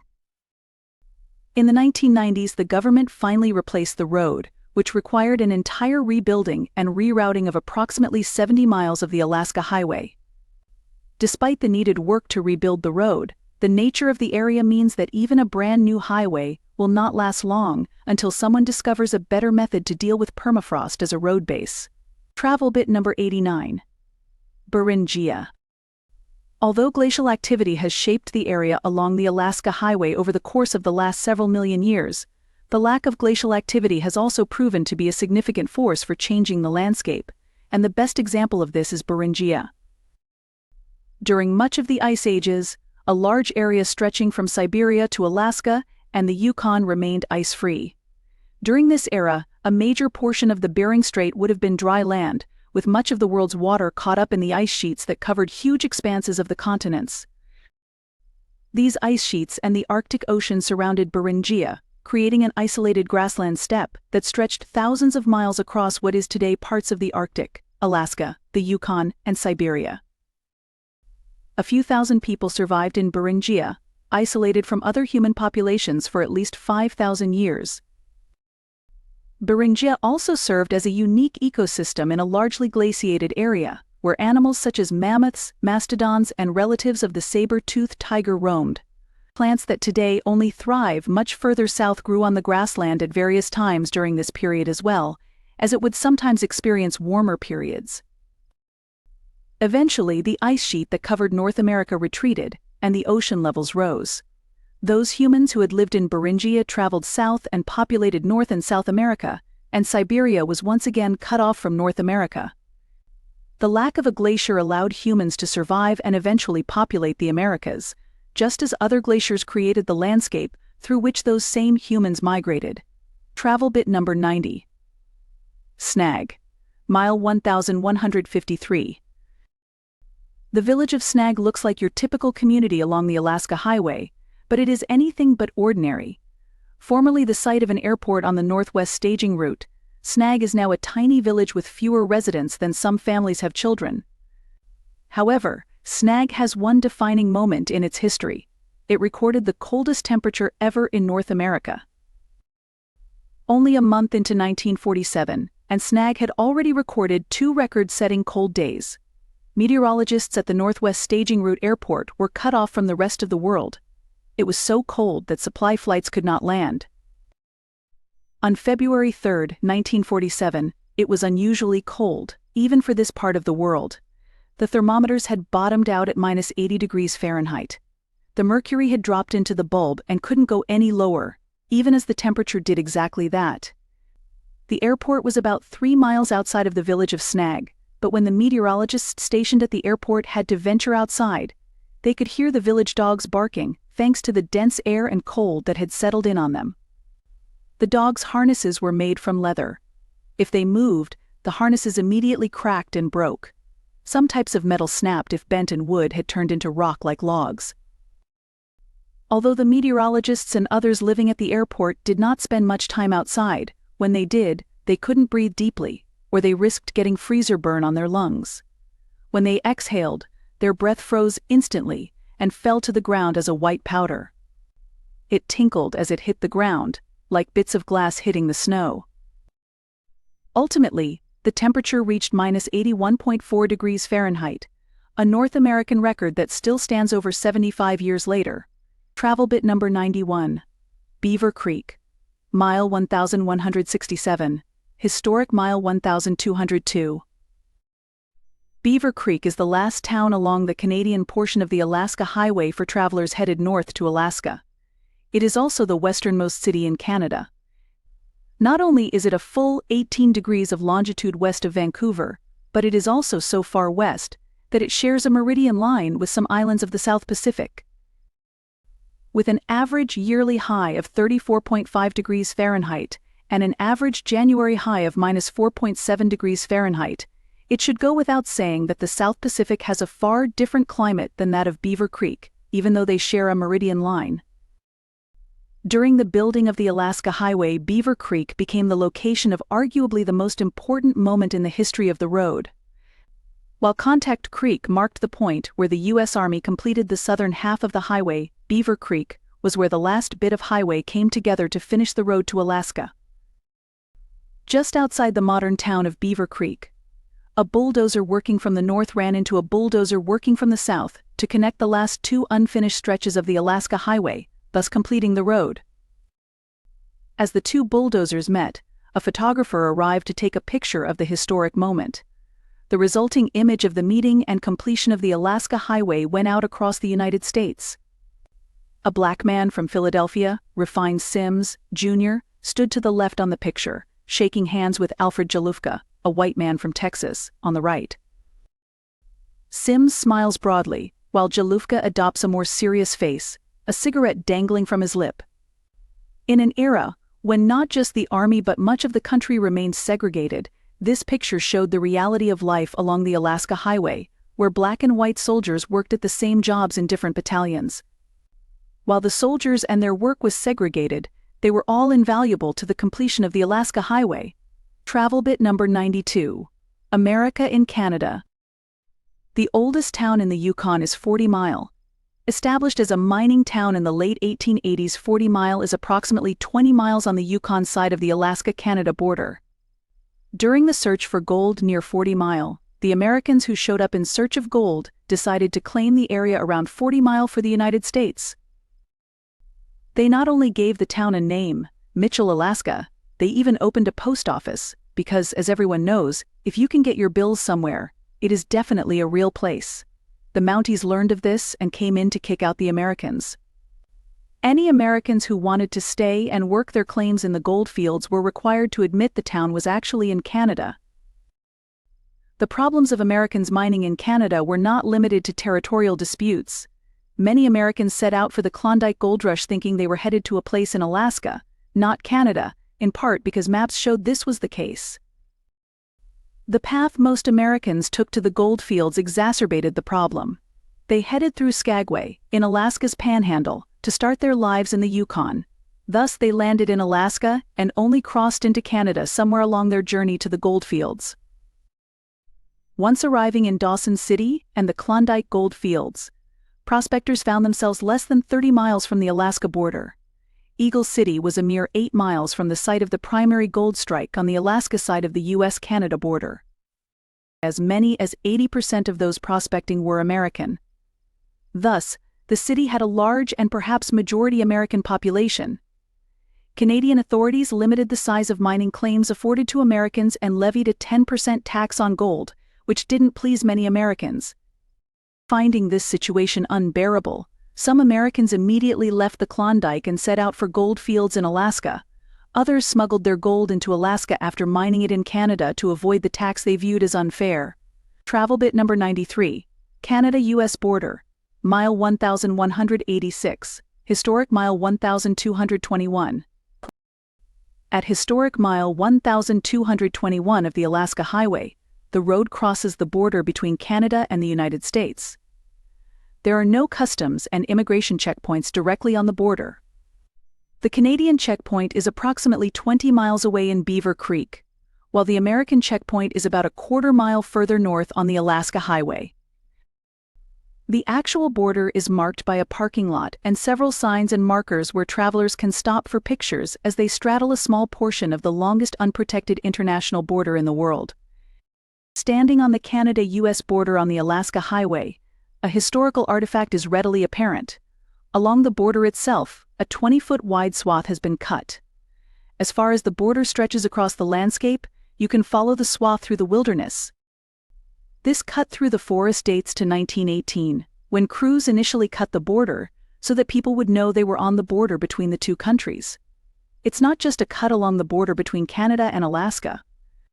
You can see the same cut as far away as the border in Maine and Vermont, as it extends the entire portion of the forested border, which constitutes about 1,350 miles of the 5,525-mile border between the two countries. This cut through the woods, known in some places as the slash, extends 10 feet on either side of the border. Approximately every 15 to 25 years, crews clear the cut. It takes about 5 or 6 summers to complete the job in Alaska. Some parts of the border require more frequent trimming than others. In southeastern Alaska, where the temperate and rainy climate allows for faster growth, there is a need for more frequent upkeep on the border. Although it appears there is nothing in the cleared area, there are 191 border monuments stretching along its length between Canada and Alaska. One monument is placed every 3 to 4 miles, where surveyors can cite it from the previous monument. These monuments form the official border of the two countries, though they do sometimes disappear or get destroyed. Monument number 1 on the border is located on the Beaufort Sea. Not only has it been washed away twice over the last century, but its original site no longer exists. it too having been washed away by erosion. Travel bit number 94. Seward's Folly. On March 30, 1867, Secretary of State William H. Seward reached an agreement with Russia to sell the United States the huge portion of North America now known as Alaska. At the time, many decried Seward's purchase as Seward's folly, suspecting the United States had just spent $7.2 million for a place covered in ice, with no redeeming qualities. This opinion was reflected in other nicknames given to the newly purchased land, such as Polar Bear Garden, Icebergia, and Walrussia. On April 9, 1867, the Senate ratified the treaty providing for the purchase of Alaska by a margin of 1 vote. For about 2 cents an acre, the United States officially purchased Alaska, deadly animals and oil deposits included. While many criticized the purchase at the time, the move ultimately proved extremely valuable. Immediately, the acquisition lessened Britain and Russia as rivals to the United States in the Pacific region and helped cement a good relationship between Russia and the United States. By the time gold was discovered in the area by the end of the 19th century, any remaining opposition to the treaty had disappeared. Travel bit number 95. Chisaukna Gold Rush, mile 1234. Historic mile 1271. In 1913, the last of the gold rushes of the Gold Rush era began in Chisaukna City, Alaska. While there would be a few small gold strikes after 1913, none would be the sort of heavily publicized strike that attracted thousands to a far-flung location to seek their fame and fortune. 2 main factors brought the era to a close. First, the advent of modern mining and mining techniques had begun to make prospecting obsolete. Second, with the start of World War I, many of those who would otherwise have found themselves in goldfields found themselves fighting a war or otherwise unable to participate in a gold rush. Like other gold strikes of the era, the Chisaukna Gold Rush attracted thousands to its location high in the Wrangell Mountains. For just a few fleeting years, men and women trekked to Chisaukna City looking for gold and their fortunes. By the 1920s, Chisaukna City had been abandoned. It was the typical tale of a gold rush city, though, at the time, no one knew it would be the last of its kind. Chisaukna City is not along the Alaska Highway but instead sits high in the Wrangell Mountains. However, you can see the Chisaukna City area from the road, and those seeking an adventure can trek to the site, either by foot or horseback. Those who are looking for less of an adventure and have money to spare can fly to Chisaukna City. While about 24 people now live in the area seasonally, mining the creeks in much the same way as those who participated in the gold rush did, many more come to the area every summer to see the still-standing ghost town of Chisaukna City. Because of their inaccessibility, Chisaukna City and its companion city of Bonanza City are preserved exactly as they were in the gold rush era. Their residents abandoned the cities as they stood, right down to the home furnishings. There are still 2 ghost towns, tent camps, water diversion systems for mining, the remnants of transportation systems built for the miners and, of course, mining equipment. While other gold rush towns recreate the era, Chisaukna City remains just as it stood when it became the last of the gold rushes. Travel bit number 96. Teslin Junction. Mile 1267. Historic mile 1306. The first time the Alaska Highway crosses another major road once it reaches Alaska is at Teslin Junction, where the Taylor Highway branches north from the Alaska Highway as it heads toward Chicken, Alaska, and back to Canada and Dawson City via the Top of the World Highway. The Top of the World Highway got its name from its location, which is almost entirely above the tree line. The road is only open during the summer, and on the Canadian side, it remains mostly gravel. By the end of September, with the first heavy snows of the year, the Taylor Highway and Top of the World Highway close, cutting off the few small communities along their lengths from vehicular traffic. Although today there is little to note at Teslin Junction, for years it was home to one of the original private businesses built solely to service tourists and travelers on the newly built Alaska Highway. This business, the 40-Mile Roadhouse, was opened in 1949. Its owners had leased the land for the roadhouse in 1948, the year the Alaska Highway officially opened to the public. Until approximately 1985, the business operated in some form. Today the buildings are gone, but you can still see some of their remnants along the road. On August 16, 2013, Teslin Junction was the site of an incredible natural phenomenon, a fire tornado, also known as a firenado. Although the forest fire near Teslin Junction was one of the smaller fires in Alaska that year, you would not have known it from the firenado that accompanied it. The firenado measured 3/4 of a mile wide and soared thousands of feet into the sky. A firefighter filming the fire from a helicopter happened to capture the event on film. Otherwise, with its remote location, no one would have known it occurred. Travel bit number 97. Sand Dunes of Alaska. Mile 1267.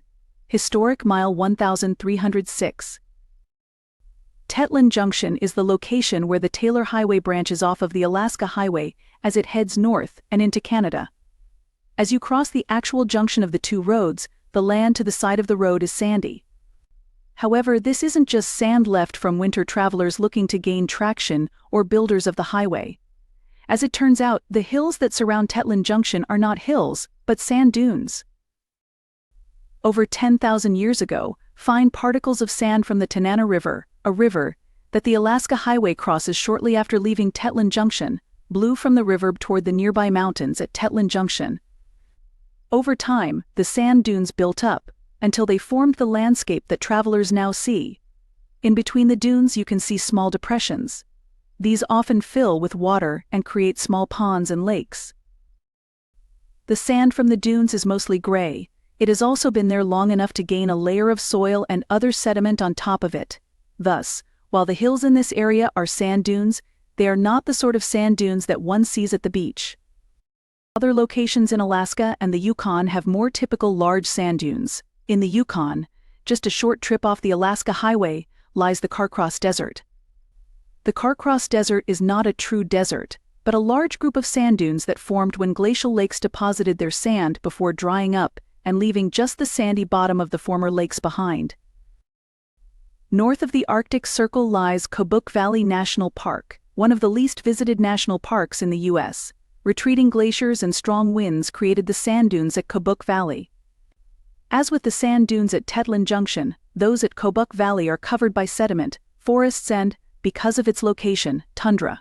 The sand and harsh conditions at Kobuk Valley are so extreme that NASA uses the park as a stand-in for the polar dunes of Mars. Travel bit number 98.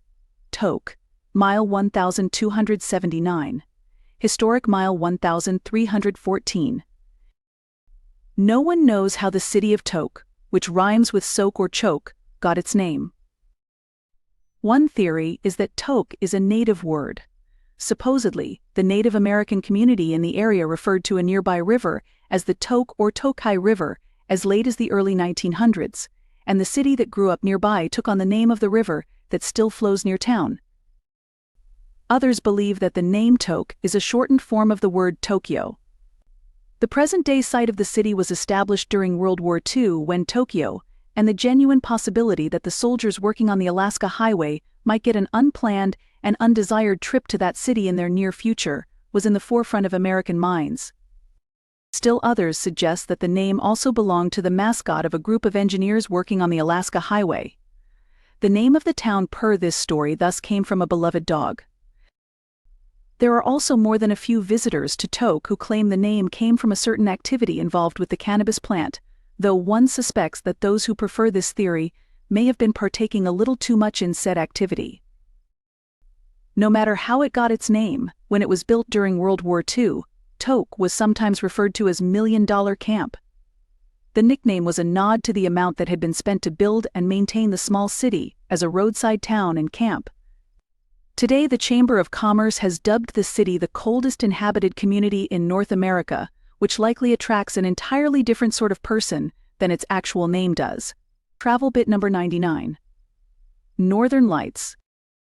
While most of those who drive the Alaska Highway do so during the summer, those who travel the road during the winter months are almost guaranteed to see the aurora borealis, the Northern Lights. From late August to April, the Northern Lights put on a show that is almost unparalleled anywhere else in the world. Travelers from around the world arrive in the Canadian and Alaskan wilderness to see the dancing lights, often partaking of tours that exist solely to look at them. There is a belief supposedly held by some from Japan that conceiving a baby under the Northern Lights is auspicious. and a baby thus conceived will prove to be a gifted child. While this is an unverified claim, it is oft repeated and persists, despite its unverifiable nature. The northern lights are caused by collisions between gaseous particles in the Earth's atmosphere and charged particles released by the Sun entering the Earth's atmosphere. The colors of the northern lights, which can range across the color spectrum but are usually green or pink, are caused by the type of particles involved in the collisions. The lights themselves typically appear as dancing lights, but can also appear as patches of lights, arcs, shooting rays, and dancing curtains.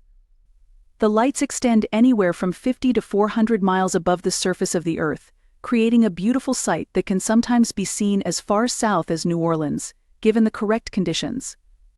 However, the area along the Alaska Highway from Whitehorse to its end is noted for the particularly beautiful show it gets from the northern lights. Travel bit number 100. Opening the Alaska Highway to travelers. After World War II ended, the Alaska Highway remained closed to civilian traffic.